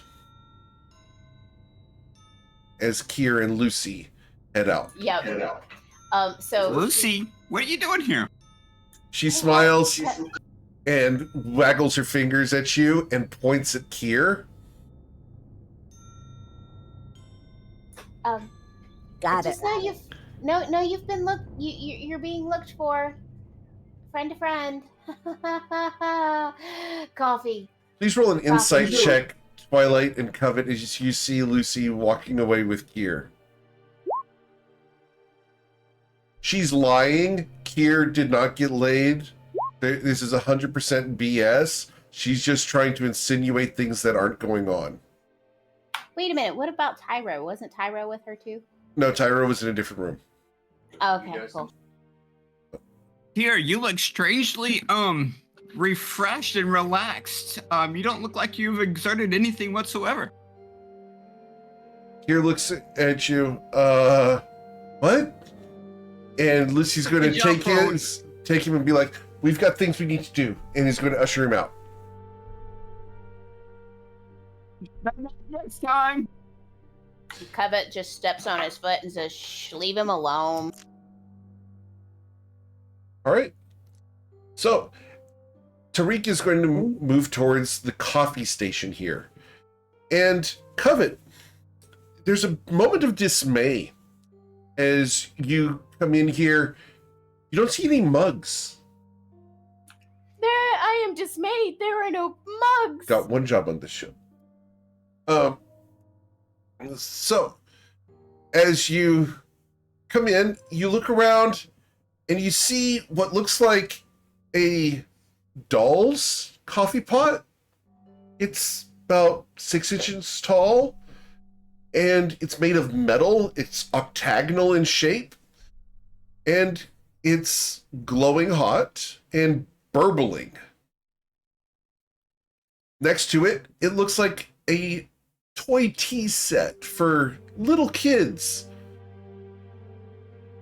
Tariq goes over and, with some ceremony, takes one of the little dishes and places the little teacup. It can't hold a half ounce in there. This little porcelain cup on the teacup, on the little tea dish. He pours the coffee, and as the coffee comes out, it doesn't really flow as much as it slides into the coffee, into the little cup. He reaches over and hands it to you, placing a sugar cube on top of it. The sugar cube rests on the surface of this coffee before starting to dissolve slowly. Coffee got Okay, so Covet loves coffee, but I'm just gonna just for transparency's sake, she is going to roll a history check. Sure. She knows nothing of this particular coffee, and she's just going to stir the sugar in and down the whole thing in one swallow, and grab another, pour some more. Please roll a Constitution saving throw. As this thick syrup-like substance I am goes... rolling so well. So, with a 7, Miss Covet,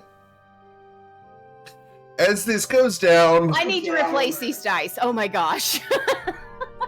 As this coffee goes down, it hits your bloodstream instantly. Covet, you are affected by haste for the next hour. Hi guys. Hi.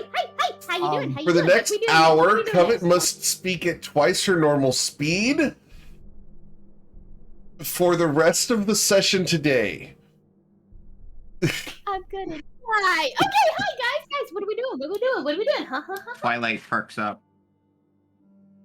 Twilight, would you see Covet reaching for another cup of the coffee, and Tariq's eyes go wide. No. Come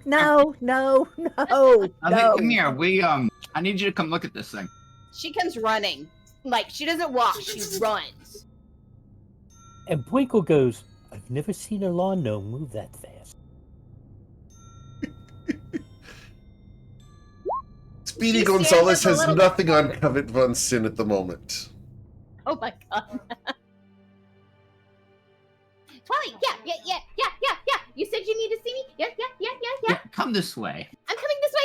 Yes. I'm gonna see if we can't find a way to remove some of that energy. How? I'm great. I don't know what you're talking about. I'm good. As she bounces up and down in one spot. So Twilight, how would you like to alleviate caffeine?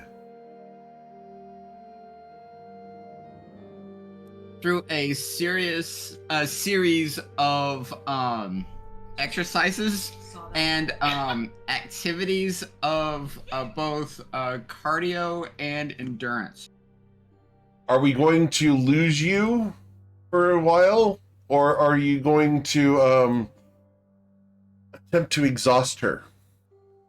I think the other We'll ladies attempt to exhaust her, and he doesn't normally do this, but seeing the condition that she's in, he might seek some personal performance enhancement.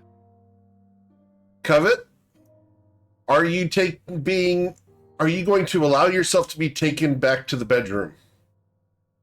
She is completely in the moment right now. She doesn't know right, left, up, down, backwards, forwards at all. Okay. She is just bouncing and is like ready to go to the next task, whatever it is. Okay. So, Twilight and Covet, you guys can spend 30 seconds upstairs.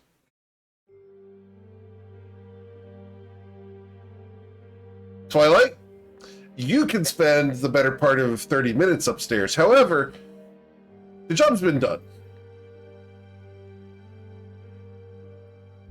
Oh, well. As we fade to black. Winkle, there's a continental breakfast available to you. I am hungry. Okay. So, waffles, pancakes, cereals, fruits. What you having? All of it? All of it. Doubles. All of it in doubles. Ayla, this is not exactly high-class dining. There's a waffle maker, however.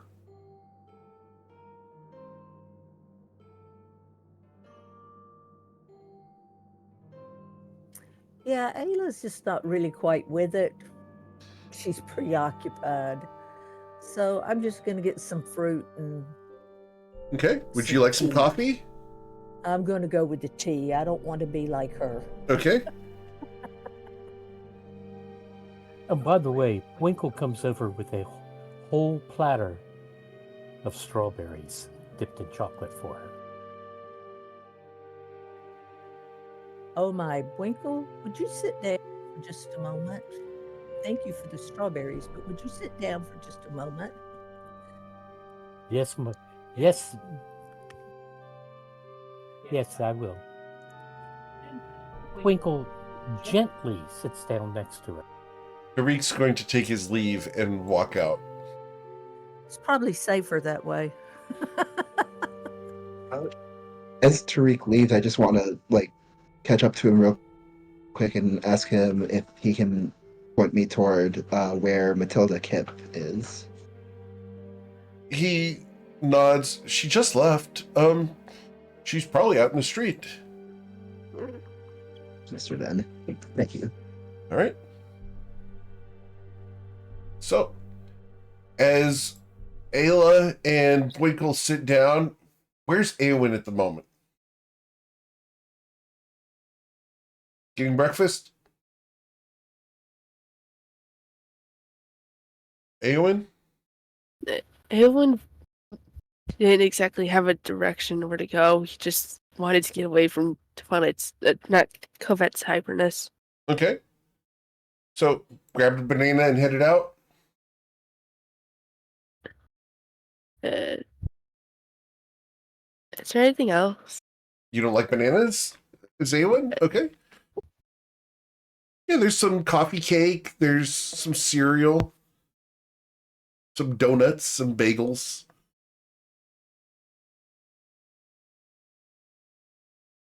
A couple kolaches. He'll just grab a bagel and walk away. Okay, cool. You take a bagel. Understood. So as Ayla and Winkle are left alone here in the continental dining room, Winkle, you have been cornered by Ayla Taylor. It's not a bad thing. Ayla, what would you do? Winkle, I have to ask you something before I say what I need to say, but why did you come to my room this morning to say what you said? Was there anything that pushed that forward or caused it? I've been thinking about the question of how to get you, and finally I had the answer, and I don't know where it came from, but the answer was there. I had knowledge of how to make you want me.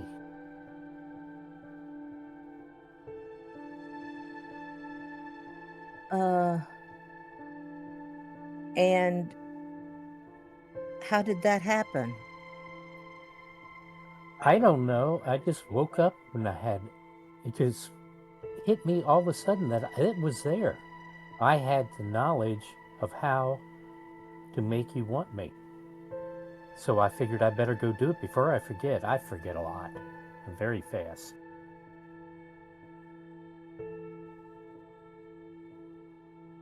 How long had you been feeling this way? I guess the first time you drugged me out of the water. You were so cute. Cute? I thought I was saving your life. Well, yeah.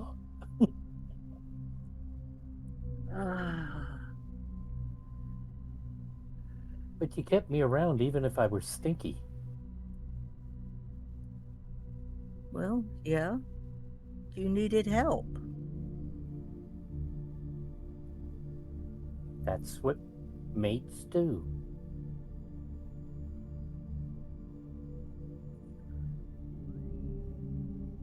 Okay.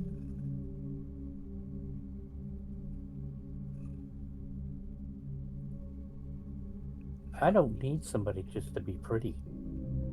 You're that, you're smart, and you can save me. What could be better?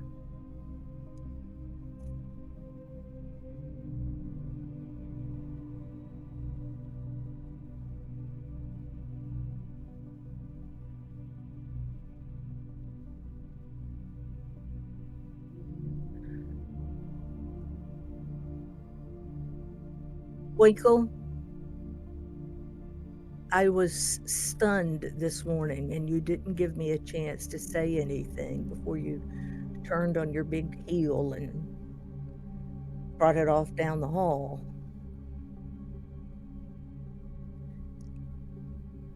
I am astounded. I've never had anyone say anything close to what you said to me last night or this morning. I find that I care very much for you. I enjoy your company. I rely on you for many things.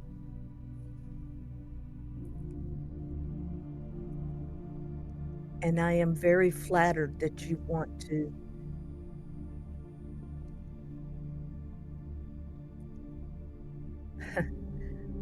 be with me. I don't know how far this will go because I am uncertain of many things. But as for now, I very much want you beside me. So thank you. Thank you for what you had to say. And I will take it and hold it dearly in my heart and never forget it. It's all right.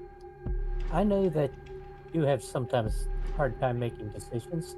That's what I'm good for. I've already decided you're going to end up marrying me.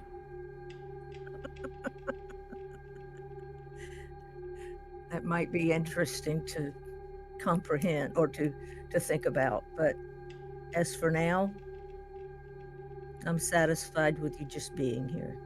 Thank you. Always will be. Thank you, my lady. And he hands her the whole dish of chocolate-covered strawberries. Okay. And Winkle gets up and starts going down the tables, eating everything there is. All right. So, guys, have your breakfast. Are you ready to depart and go out into the city? Yep. Awesome. Winkle is. And I'll look around to see if there's any sign of Matilda. Cool. Or if So, we really did just miss her. you're going to come out and look for Matilda. Awesome. So as you come out and look around for Matilda, you don't see her right away. Can I get a perception check?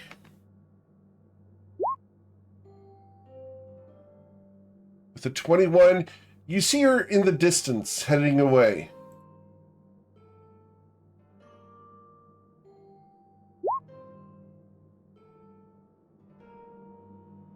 I'll start walking in that direction and gesturing.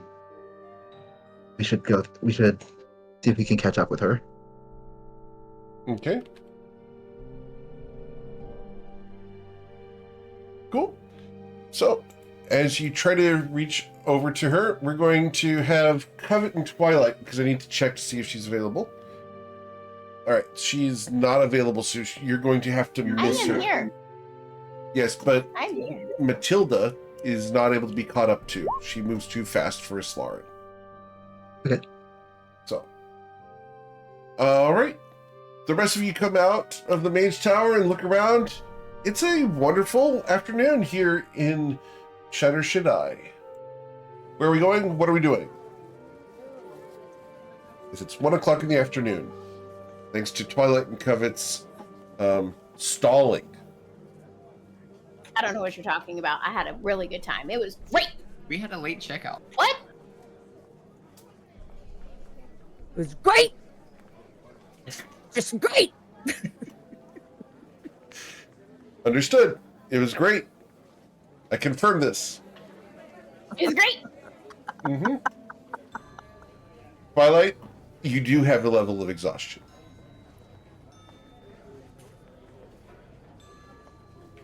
No more of that coffee for her. What? I don't know what you're talking about. That was really good coffee. I am offended. And she says that really slow in her head, trying to say it really slow out loud. But it just still comes out as like Hammy from Over the Hedge. I'm offended. So, Uh-huh. for those of you who understand Cuban coffee, un cafecito is what has been consumed. It's called motor my oil. Lord. Yeah. As a Cuban man, this is stuff that I don't touch because I want to not have that headache tomorrow. Oh, Headache? my. There's gonna be a headache? What? Mm-hmm. Copious amounts of caffeine.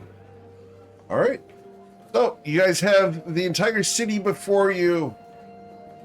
What would you like While to do? she's- Where are we going? While she's hyped up on this stuff, maybe this would be a good time to go check out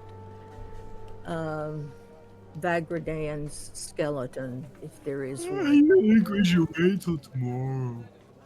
What? Let's go.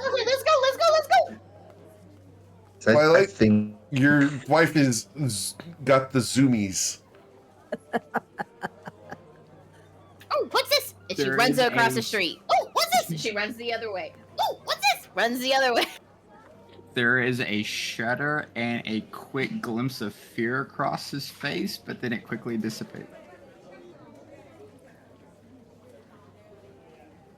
And she controls the purse, huh? Amongst other Eowyn's things. gonna Everyone's gonna put his hood up so nobody sees who's associated with this. Understood?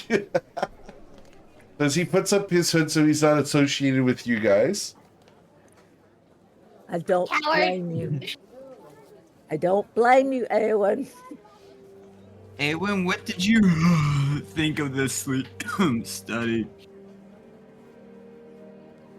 It was interesting to say the least. I felt very empowered and invigorated, not so much anymore. What about you?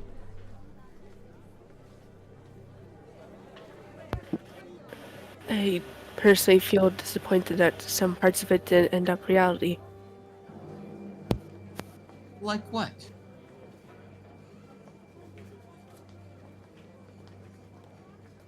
Your wife's running off. You better go after her. What? Eowyn, you were saying something. What?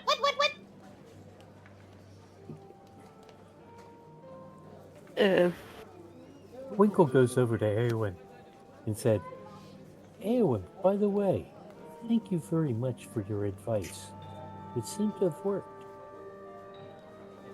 That's good. As he kind of gets between Twilight and Eowyn.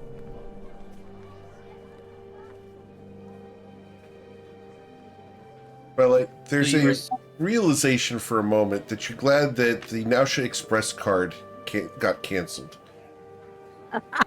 Oh my god. Gotta leave home without it. Eowyn, you were saying something happened in your dream that you wanted it to be reality? Oh, Winkle. How well did it go? I don't know about you. I didn't remember even sleeping. Winkle, I can you woke move up the microphone from your shoulder up to your mouth, please? I didn't even realize I was slept. I slept so well, nothing. Didn't dream a thing. Oh, really? That's interesting. Yeah, I just woke up and I was sure what I need to do for the first time ever. That's why I went to Ayla. Interesting thing. And this is this is not the character, this is the player speaking here. It seems that Winkle is the only one who's had a lasting effect from what they gave up in their dream. I don't think that's a true statement. Well, I mean, specifically what they gave up in their dream. Because he gave up the memory of the dream and he doesn't remember any of it. I will argue that Twilight is extremely refreshed and is, except for his level of exhaustion, excuse me, but is empowered and encouraged by some of the activities of his dream. That's a possibility. So your AH went up to a capital AH. I would argue that it was already a capital AH. Oh, okay.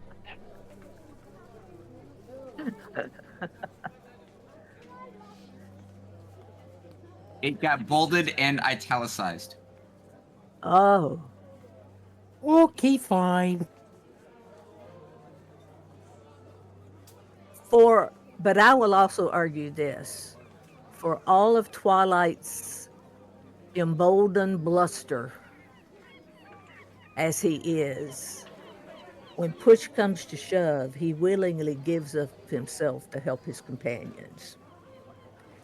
And that's not part of what would have happened had you truly given up all your humility. And weaknesses. You don't know him very well. As Covet runs across the street again. Covet, you have found your way to a glass blower who has made these bulbs that have a long neck. He's filling one with water and putting it into a potted plant. crackled surface looks pretty. These cost 1 silver each, Covet. Oh, those are nice. Covet, of course, buys one. Okay. And instead of like throwing the correct amount, she throws 10. All right. So scratch scratch 7 gold off your character sheet. The stall next to it has wind chimes, Covet. The long pipe ones made of bamboo. Oh my gosh! I need two! These are going to cost you 3 silver pieces. She pulls out 3 silver pieces and probably actually makes it 6. Okay. The next stand over has decorative plates featuring famous athletes. I want to know who's going to carry all this. Hold on, no! I got plans! Her handy haversack. Nope, that's not what we're doing! Nope. I'm afraid. There's She always grabbed the- 6. Okay, you grab there's 6 always of the those. Winkle. These are 1 silver apiece. So she gives up 6 silver. Okay. The next stand over has sundresses. Oh, they're so cute. She grabs a blue one and a red one and a green one, and she's like, okay, these are really cool. These are really cool. I like these. All right. The next stall How much are over. How much are you? I don't want to steal. How much Those are you? going to be for the sundresses is 1 gold each. 1 gold Is each. that 3? Yep. The next stand over has neckties for men. These cost Yeah, I want 1. 3 copper green- each. I want 1 really long green silk one. Okay. It's going to cost you 3 copper. The next Twilight stand. will cost 4. Oh, 4! I want 1. Okay. The next stand over has artisanal soaps. Oh, They're embedded with oats for scrubbing. She grabs rose, and she grabs lavender. She grabs the sea spray. She grabs like all the ones for all of her friends that would like different things. The next one Champagne, over, all of that. the next stall over has How much cookies. is that? How much is that? All told, you're going to be spending right at 60 gold doing this shopping spree. Okay, that's perfect. So she's gonna take that away. Just go ahead and take that away. So Oh, you've okay. gotten cookies and wind chimes and decorative plates and soaps. There's candles. You're able to catch a necklace, a pair of earrings that are of some kind of weird crab that has little pincers that hold on. Yeah, you're able to get all sorts of tchotchkes today as you go on a shopping spree. With that, she, once she's done, she runs as fast as she possibly can and says, "Hey, Winkle, I need you to sit. Yeah, as low to the ground as you can. But Okay. not too low, just where it can reach you. Please. So Winkle bends down on one knee so she can reach him. And she takes the wind chimes, put one on one antler and one on the other antler, and Decorative plates. What are you doing? spinning on his antlers.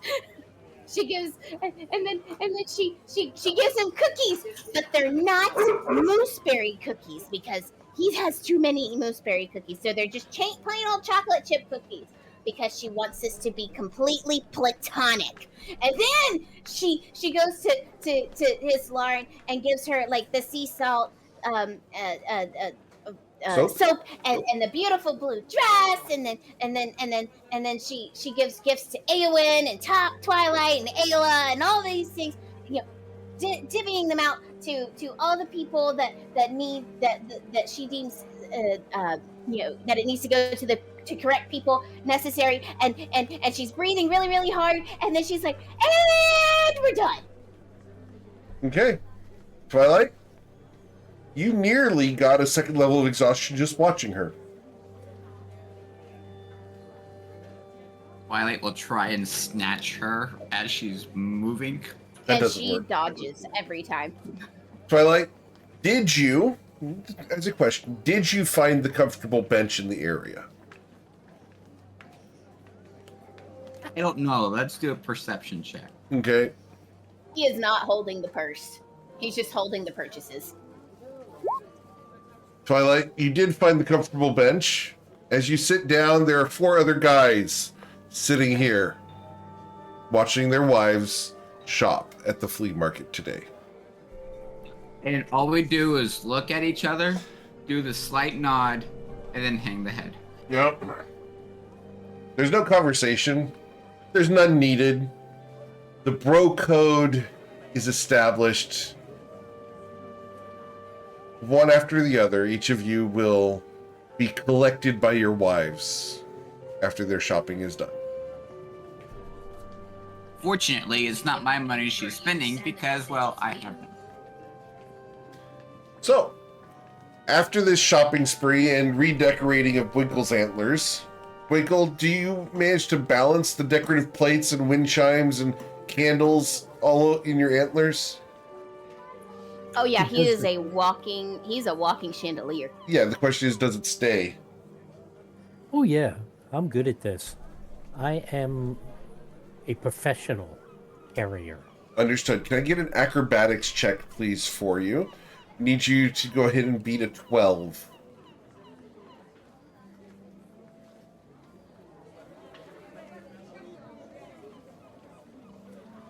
Here we go. The bull with the china in his antlers. Drum roll, please. The acrobatics Yes. check, sir. Oh, I found.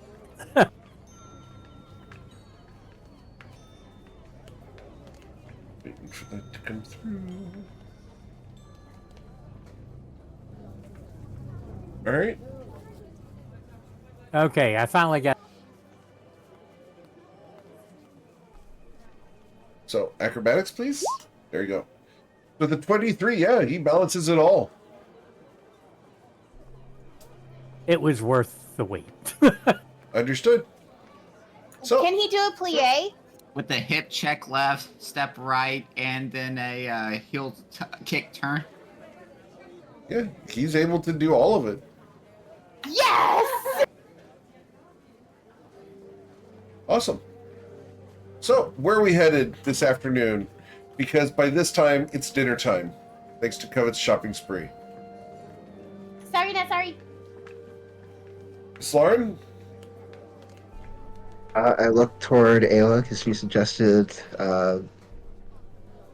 earlier, like heading to Idris's so we can go on that next mission, and I nod at her. Okay.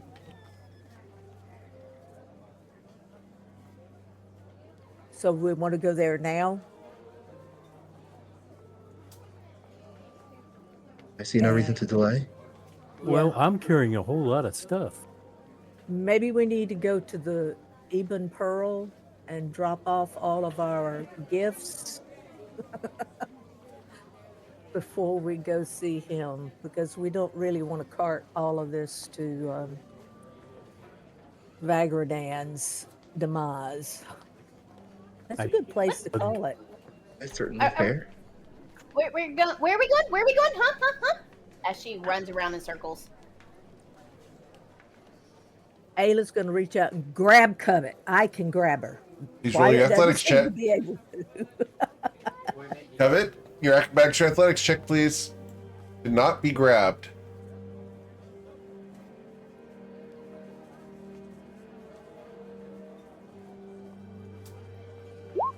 Okay. I am that toddler. Ayla? That just goes yeet. I need that athletics check. Gotta beat a 6. All right. All right. Weird thing. With a 12, you managed to catch her. So she grabs Covet's collar, and it's like that toddler, like that you see in the mall, that's like ready to just totally bolt. And Like your brother John. yes. And so you run, The parent grabs the back of the collar, the feet go up over the head, and they fall back on their tail. So that's what Yeah. happens with Covet. Yeah, so Covet, we're going to go back to the Eben Pearl so we can put our gifts away before we go to check on Vagradan's demise. Covet, why is she talking so slow? I don't know. Why are you talking slow? Hey, speed up. Because you're I- talking like Covet. I did not drink that stuff you drank. You're the only one it's moving heavy. in Oh, he's fast good. motion. Oh, he's so good. Coffee. Cappuccino, Jabba. You know it's scary when she's mad. The scary thing is that she does this so well that we know that this happens normally in real life. Shut Yes, up. it does. Shut up. That line. has She been didn't say heard no. many, many She just said times. shut up. She doesn't like to call out, but she admits the truth. Understood. I want the record to show that Twilight's not saying a word. Which is a miracle until That's it's because helped. he is my enabler. He gives me my coffee in the morning. Coffee. With coffee. absolutely no ulterior motivation whatsoever. Nope, none. Such as survival.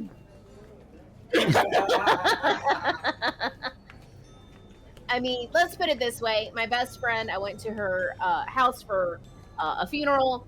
I stayed at her house to help with the kids and stuff like that. I wake up in the morning to the smell of coffee. I walk out to go grab me some coffee, and she's already there with a cup in hand. With the way that I've taken, with the way I took it in college, 15 years prior. For survival reasons. Survival. That's right. She lived She with loves you. me. She lived with you too. So, we go to Eben Pearl to drop your stuff off. Awesome. Right. You guys go to Eben Pearl, drop the stuff off at the hotel.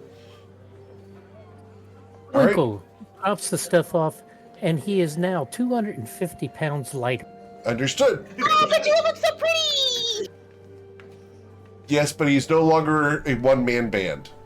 Aw. Did he gain any extra cash as he walked down the road? No. Twilight walked behind him singing, "If I Was a Good Bard." Twilight, can I get a performance check, Not please? associated with this party. Yes,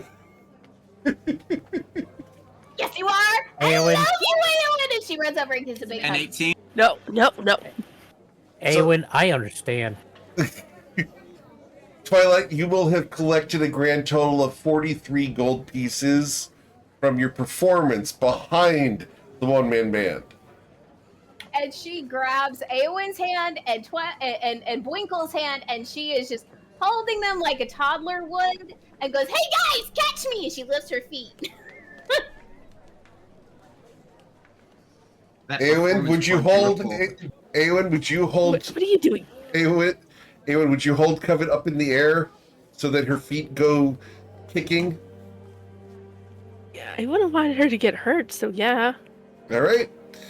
So, Covet, you go for a swing. This is fun, and she's kicking. Just to let you know, she did that when she was a kid. I don't know what you're talking about. Yep. Understood. But there was no warning. That's what kids do. So, She swings back and forth and really enjoying herself. yep. Yeah, we didn't even have to reach down and grab you. Pull you up so you could swing. Your feet were off the ground anyway. That hurts, but it's facts. All right. So, after leaving the Eben Pearl, you guys said you went to go visit Idris? Yes. Sounds good. Okay. Cool. So, we are going to go visit Idris, and I need to go find Idris's tower. Where did Idris go? Here he is. Idris's tower. As you guys approach, the place seems quiet, but the city is still bustling around. Thought we were going to go back and drop stuff off, get dinner, sleep, and then do all this first thing in the morning. You guys dropped You stuff said we were off talking at about the. what? You dropped stuff off, but didn't stop there. I think you're adding things. So sleepy. Not my fault, not my fault, not my fault. I wasn't fooled by this. Not my fault, not my fault, not my fault. Hey, I'm Twilight. Not my fault, not my fault, not my fault. You're a little at fault, my dear. If I was a good bard.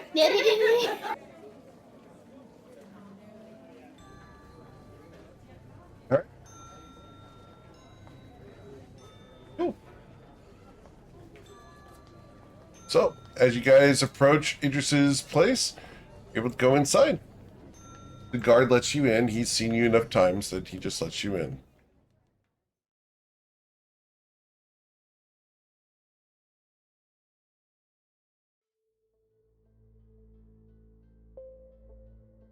As you guys walk in, you see the mirrored surfaces and the serene office. Idris is not here.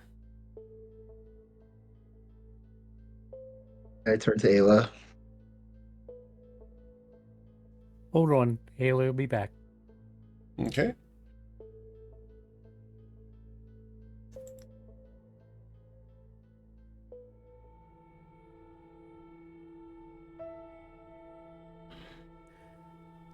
How about Winkle moving over to the mirror? Okay. Winkle goes over to the mirror. Awesome. Winkle, you see a reflection. Yeah, I see a reflection of me, and I reach down and grab the crayon Okay. and saying,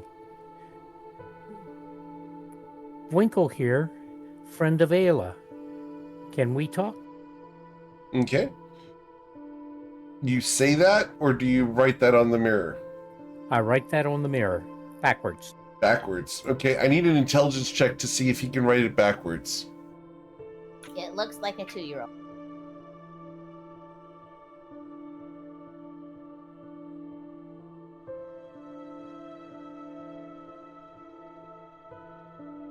So the intelligence check up at the top.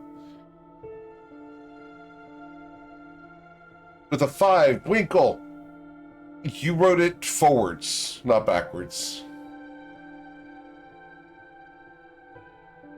For me, how could I tell the difference? Exactly. So nothing happens.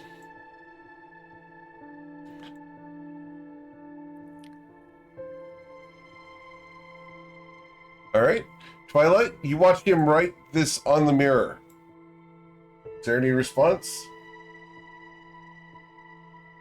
Twilight will snicker and just let him flail. Okay. Covet looks at him, and she looks at him, looks at Winkle, looks at him, looks at Winkle, looks at him, looks at Winkle. She looks like she's turning her head back and forth, saying no adamantly, but then she runs up and says, "Here, let me help you, let me help you, let me help you." And then she writes, "Want to talk to you, friends of Ayla," and writes it backwards. Okay. Really fast. Please roll your On the intelligence mirror. check. None.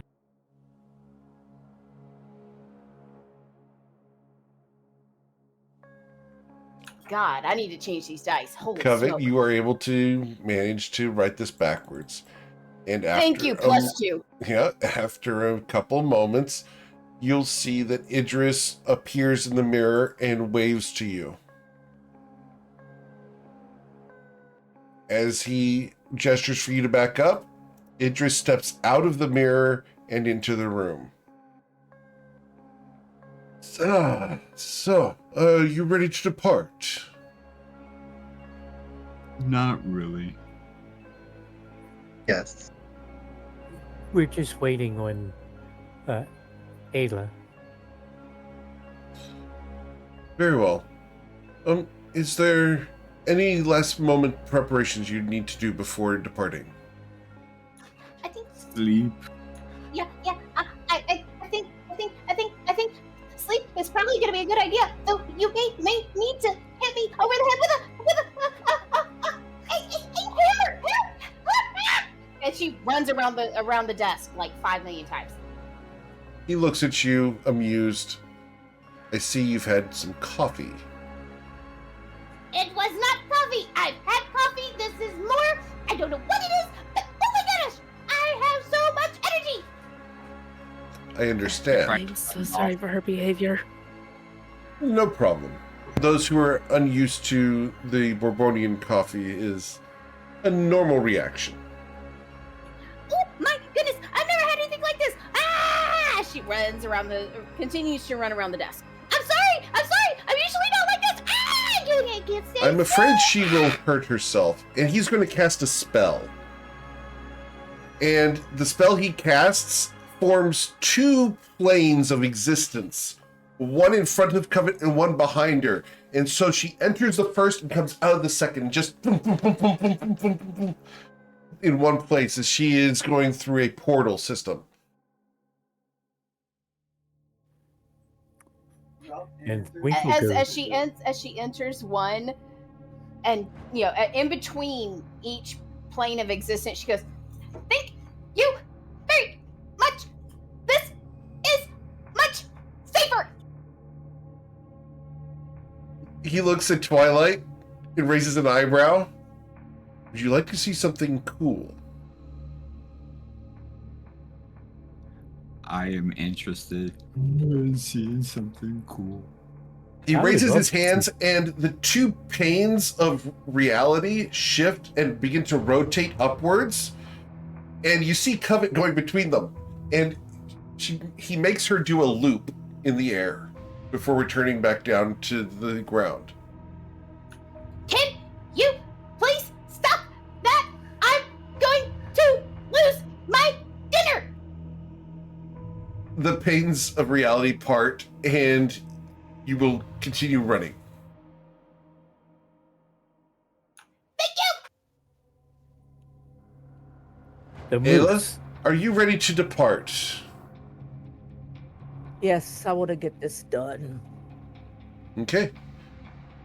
So, I will open the mirror to the ancient wastes where Vagradan died. Supposedly. Are Can we we go to the lair first? Are we sure this is a very good idea, considering I am going to? Ah!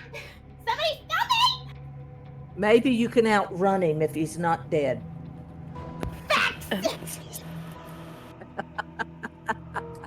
Excuse me, may I have some input? Yes. Absolutely.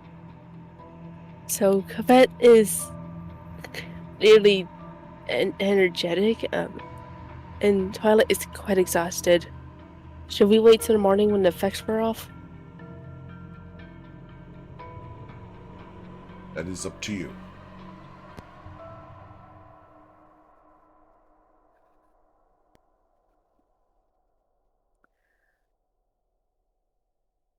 Do you guys, out of character, do you guys want to go ahead and take a long rest by going back to the Eben Pearl and resting? Or do you want to go forward and go to Jean Kuhej?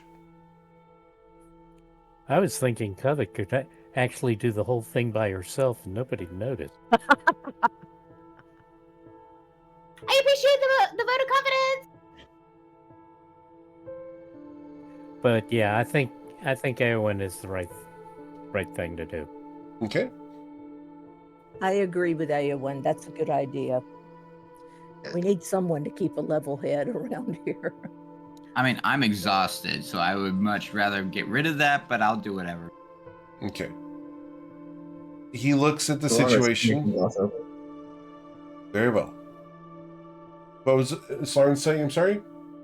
I was asking, is the long rest something that we can kind of gloss over? Yeah, we can gloss over it. So, you guys go back, rest, get a long rest, Covet. The next morning, you have A migraine. Ow. Meanwhile, Twilight is no longer exhausted. But Covet, you She can... rolls over Mhm. and looks at him and says, "You touch me, you die."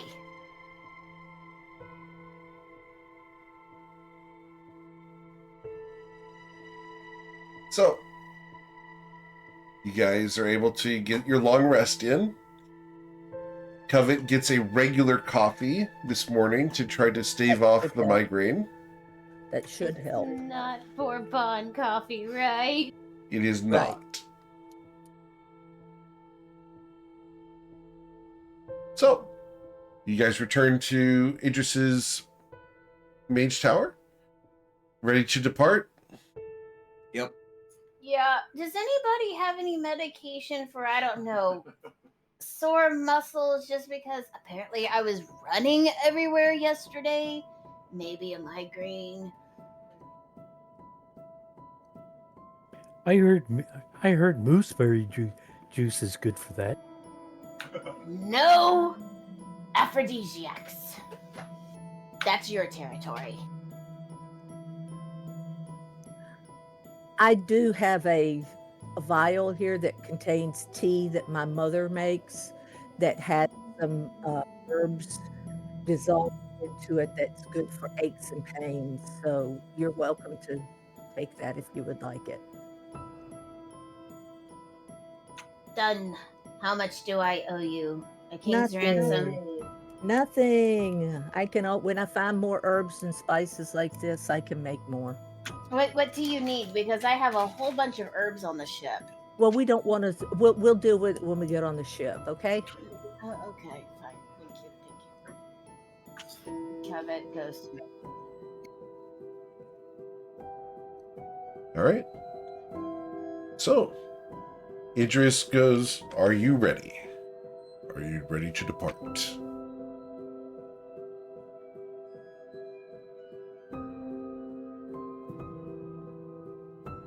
I am if everyone else is. Remember, you will need this mirror in order to return. And he holds forward a hand mirror. Each of you will need to look into this in order to return. He hands it to Ayla Taylor. Ayla's going to take it. I have.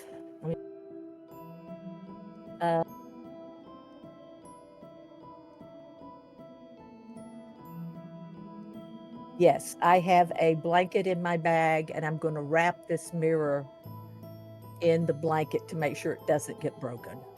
Okay. And then put it back in my bag. Okay.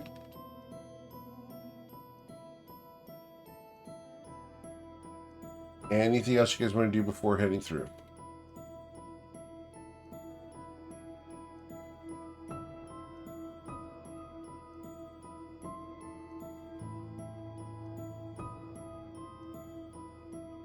Nope. All right. Yes, let's go. Cool. So, you guys are able to step forward towards the mirror, and he waves through. Be cautious. I do not know what awaits you on the other side. As you guys step towards your reflections and into the mirror, reality shifts, and for a moment, it's like you're touching a surface of glass that is thin, and it crackles around you as you come through it, and you find yourself in a much different landscape. The area here is desolate. There are bones in all directions. The wind blows against you, whipping your hair around. You look around, you see no sign of Idris's mirror. The air is dry and hot. This space crumbles under your feet. It's like grinding dry stones. As you shift your weight, the silence is nearly palpable, except for the noise of you crumbling bones and rocks, the dried dirt, the clods crumble under your feet. You look around. Welcome to Jna-Kuhej, the home of Vagrodan. Can you write that down for us? Jna-Kuhej. Xnaquuhej.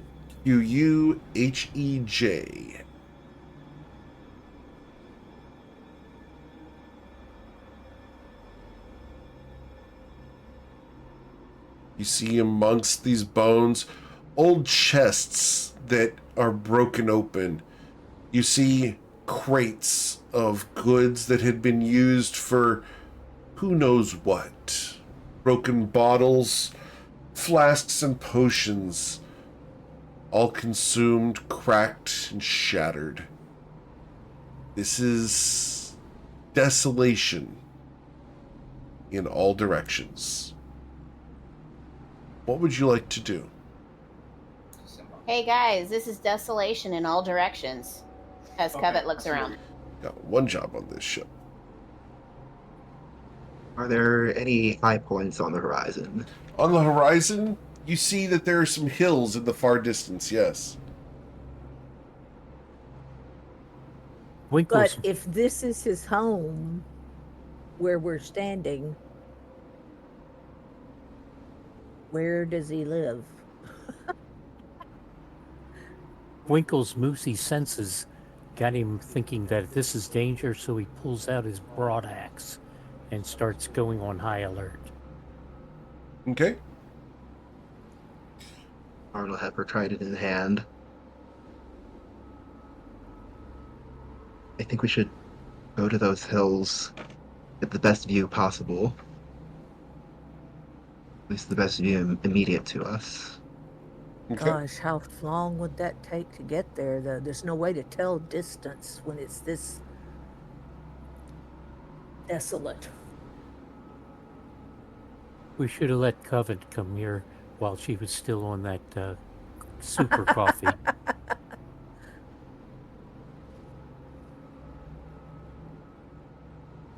You guys begin walking. I will actually spend 10 minutes and bring out Serana. Okay. I think I'll also spend 10 minutes and cast Spine Steed. Okay.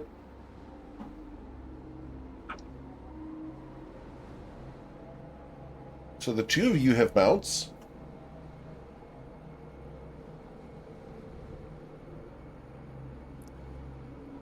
Meanwhile, Ayla, Bwinkle, Eowyn, and Covet will have to walk.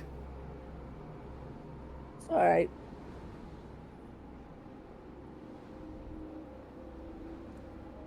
I decide to follow up behind everybody. Everybody starts walking off. I stay behind in case we're attacked from behind. Okay.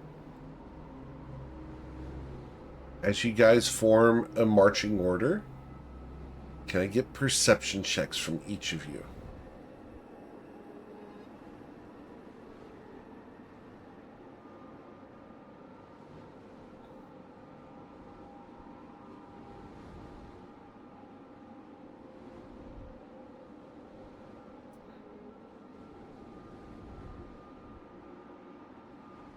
Way to go, Eowyn.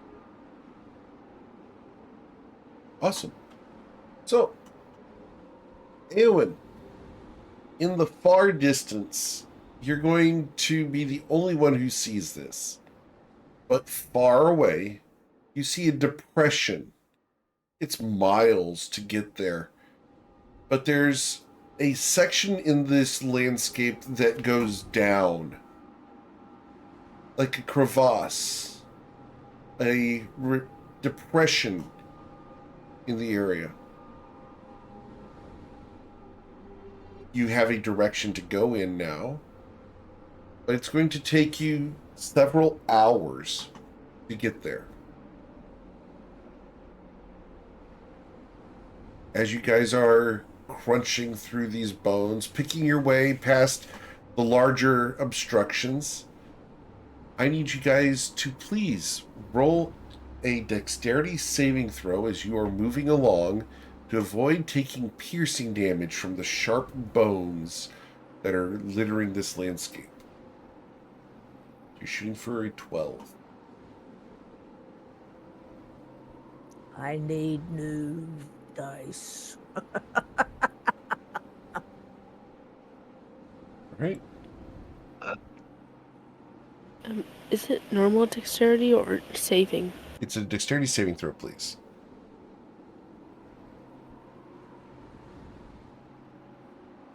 Awesome. So everyone saved except for Ayla. Ayla, you are going to suffer 12 points of piercing damage as a shard of bone enters your calf. You just stepped wrong and slipped, and this shard slides up between your bone and your muscle and out the other side, stabbing clean through. And you look down at this pierced thigh, this pierced calf muscle, and you're going to fall prone next to it, impaled on this long bone. Your party looks at you in concern. Oh boy. 'Tis but a flesh wound. Winkle picks her up. You pick her up. Okay, as you pick her up, the bone shard that is currently impaled in her leg begins to tear backwards through the muscle. Ow. As Ow. you feel the weight of the Ow. bone come up with her, she's dangling this long, looks like a femur, hanging from her leg. The femur is a good 3 inches in diameter and has a massive knob at the back end of it. Ow. The It's going the wrong way.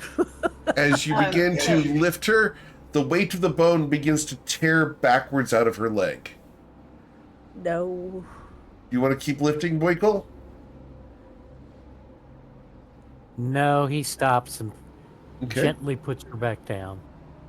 All right, Covet, what are you doing with your medicine check that you just rolled?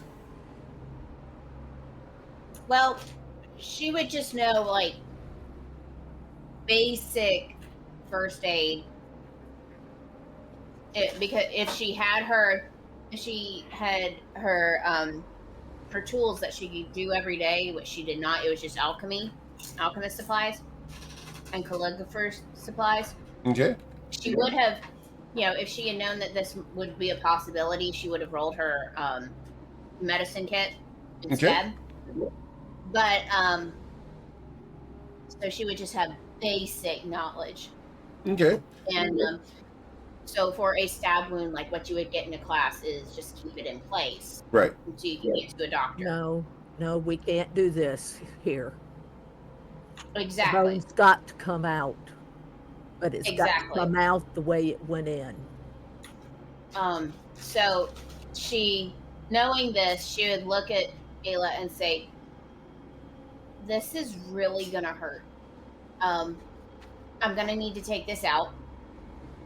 And she looks at Ayla and says, well, she looks at actually Winkle and says, "I'm gonna need you to keep her really still." I'll try to stay still. I won't fight you. And but she it's gonna pulls, hurt. and she goes ahead and pulls out a potion of healing from her own pack and uncorks it and just hands it to her and says, "You're gonna need this." Okay. And she says, on the count of 3, Okay. once everybody's ready, is when I'm going to pull it. And so once everybody gets ready, Winkle's holding her down. Is that okay with you, Ayla and Yeah. Winkle? Yeah. Yeah, go. Actually, I kind of lay across her so she can't move. And she goes 1, 2, and pulls on 2 rather than 3. As it comes tearing out of her leg. Covet, You see as Ayla suffers a ton of damage, and you didn't notice this before because you didn't roll high enough, but this bone has barbs on it, and as it comes tearing out, Ayla, you're going to suffer an additional 17 piercing damage as the bone tears away at your leg. As it comes out, Covet, you hear pop, pop, pop, pop, pop, pop, pop, pop, pop. And you feel like things are breaking off of the bone in the wound. Oh, no. As the bone comes out, you see that there's a whole bunch of small circles on the bone.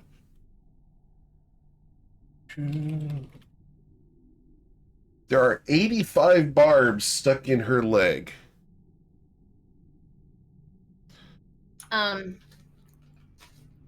She says, "Oh And she no!" is pouring blood out of her leg onto the floor, onto the ground here. She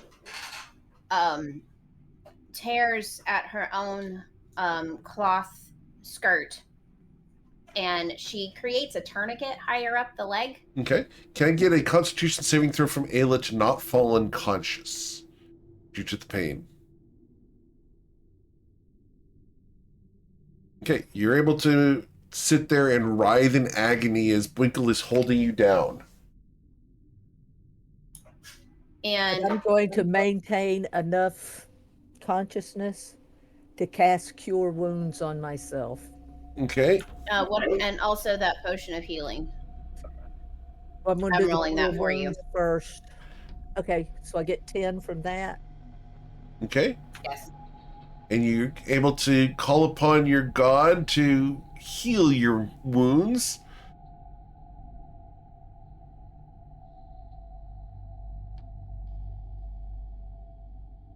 Okay. For 27.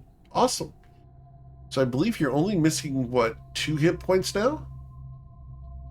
So, Covet, that's right. as the magic courses through Ayla and she touches her leg, the wound closes up, and just before it closes completely, you can see the glitter of these pieces of bone still stuck inside the muscle as it seals up around.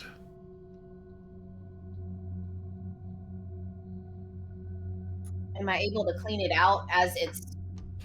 Not with your 11 medicine check.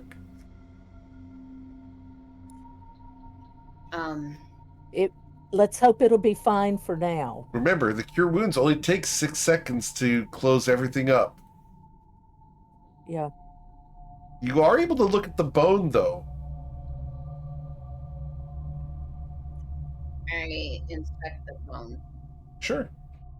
Please roll a nature check to determine what this was originally. With a 14? The 14, you're able to identify it as being draconic in origin, but not specifically what kind of dragon. Ayla looks at it, however. Yeah. Ayla, you look at this bone and your heart drops. You Okay. realize that this is a barbed drake bone. And barbed drakes have a very specific reproductive process where they impale their victims and seed eggs through their bones into their bodies. You are infected with 85 parasites.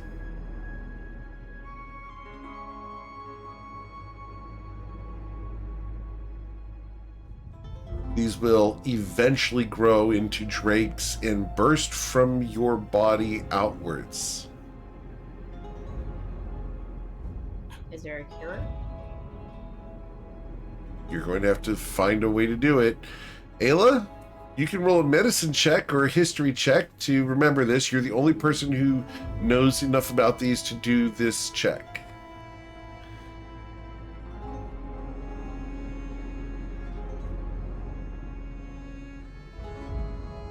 With a 7, you don't know of a cure other than a wish spell.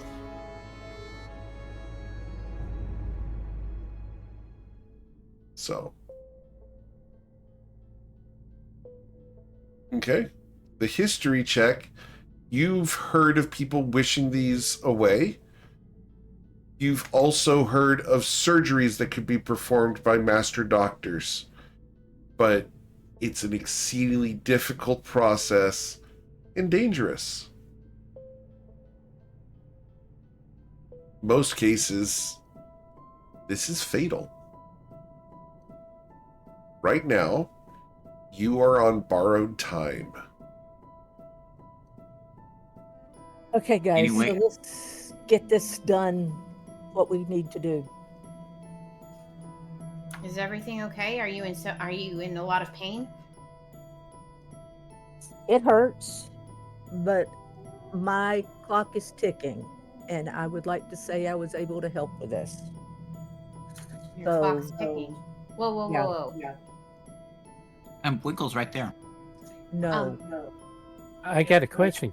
no. Can she go back? You don't understand. The barbs are from a barbed drake, and each of the barbs that is embedded in my leg is a parasite.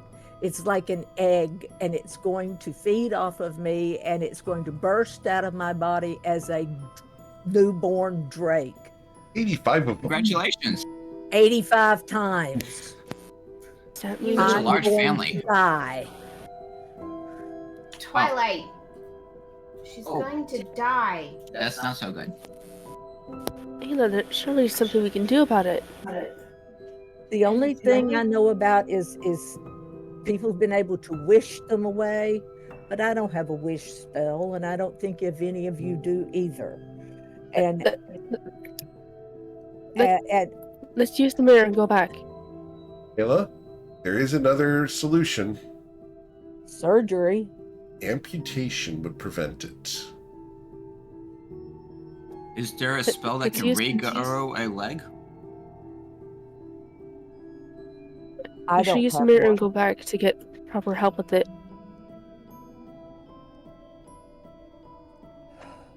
Yeah, she would need to. I think we need to take her back and let her get seen by one of the magicians.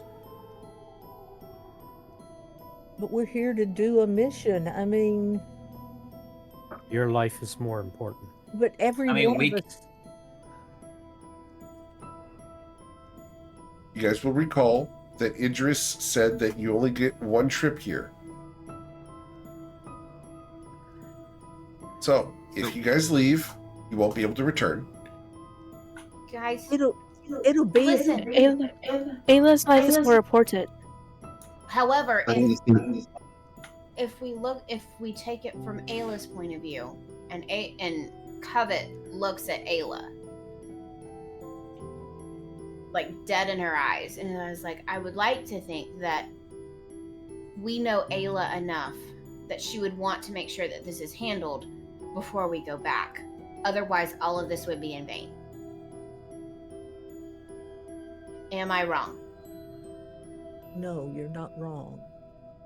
So, it is always possible, since we'll end up going back to the magic capital of the world, that we amputate the leg now, create some type of artificial limb. There's plenty of things around that could serve as that, and then have it restored once we get back to the city.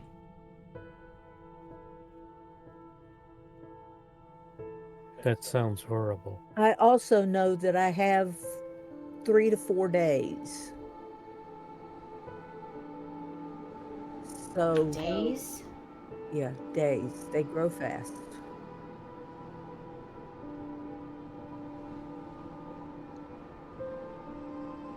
Ayla, it's My your leg choice. will continue to enlarge, but I can probably still move for a good 36, maybe 48 hours. This is our only chance to see if Vagradan's really dead, folks. We've got to follow this through.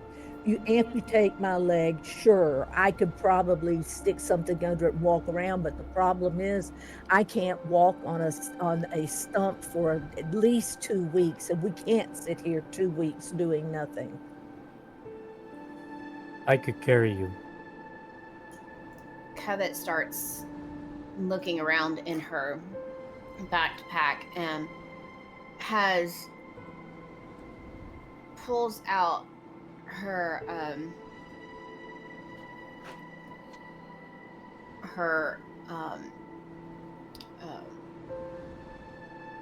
hammock and starts shredding it. And I just took that off my list. And starts tearing it into strips so we can kind of make a sling, a backpack for Winkle to carry her. Okay. She's seen Is there many any way? growing up. She'd seen many slings, backpacks that the Fae would carry their young in. A papoose. A baby Bjorn. Is there any way we could? Is there any way at all that we could remove these eggs? Not without surgery, from what Bela said. Well, we could do Can we that. get Have any of y'all ever taken a leg off? I just got right now I have basic knowledge. That's all I've got. I don't have enough for surgery. Can we use a knife and just cut them all out and then use a healing potion or something on the leg thereafter? There's 85 of them. We have to make sure to get every single one of them. And even then, there's no... The amount of damage that would happen would be insurmountable, because you have to go in and get every single one and try not to... I'm assuming because these are barbs, there's extra barbs on it.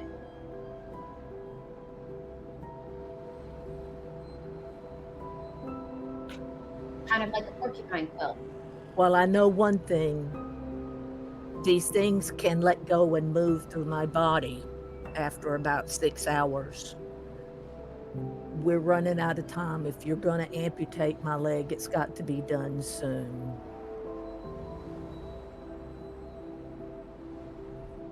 Oh, Ayla.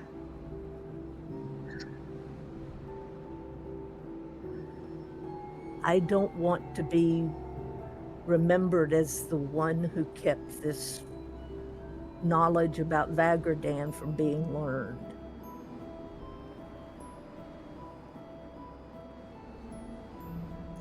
If you want. Y'all can stay here and I fly forward, look, and get the information and fly back. You would have to. But alone? No one should be going alone here. No. We need to stick together. Serona and I will be invisible. But a dragon's got true sight if he's alive. It won't make the difference where I'm at. And we send her back by herself? No. And then we'll be stuck here. We'll all be stuck. That's the other reason we should go alone. No, you hold the mirror and let me look into it. No, it's a one-way, one-time opportunity. No, if you go, we're stuck. Yep. You guys get to use the mirror one time. Ah, got it. Not each person, the group.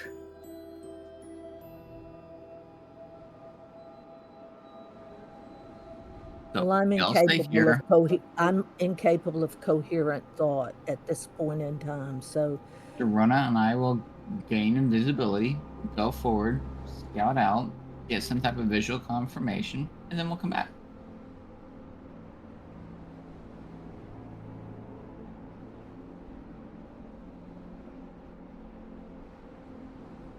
Okay. So, Twilight, you getting on your Dragonelle and taking off? Yep, and because of the relationship Serona and I have, What I cast on myself applies to my mount as well. Okay. And before you cast anything, Covet walks over and says, "You are foolish. I know, but you love me anyway. You..." And Twilight will cast his technique of dynamic exit. Okay. And Covet just stands there and watches him disappear. Frustrated, angry, ready to scream. And then takes a deep breath, steels herself, and goes back to try to help keep Ayla. Okay. And she looks at Ayla, Aslaran, and Winkle, and Eowyn, and says, "The clock is ticking.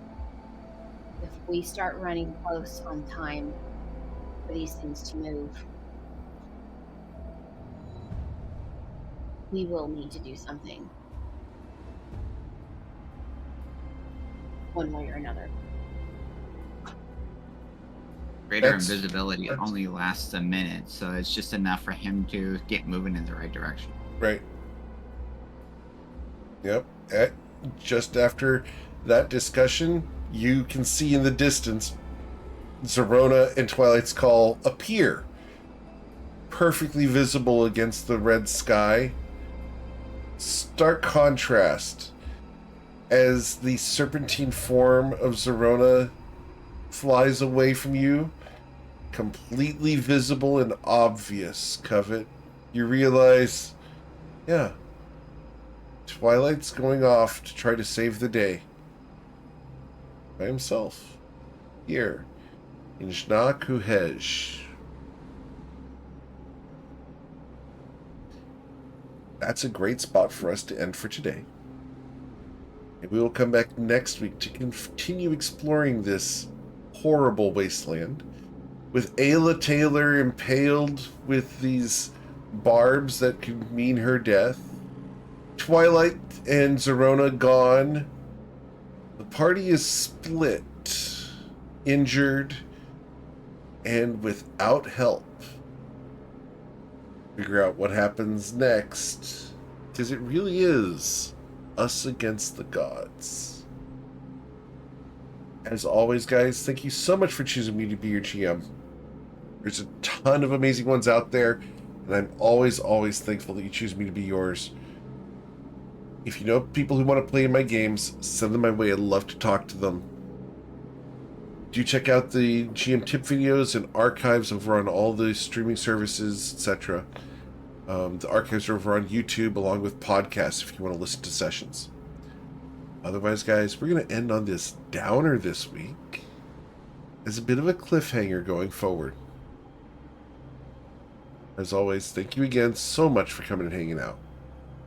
For those on Twitch, thanks for coming and hanging out. We are going to raid someone, so please stick around for a few moments so that we can raid with as many people as possible. Thanks, everybody. We'll be back tonight for the GM Eric Hangout and Q&A, and then tomorrow morning for Beneath Fallen Skies as they're in Asatoro, getting information and shopping. Take care, everybody. Be safe.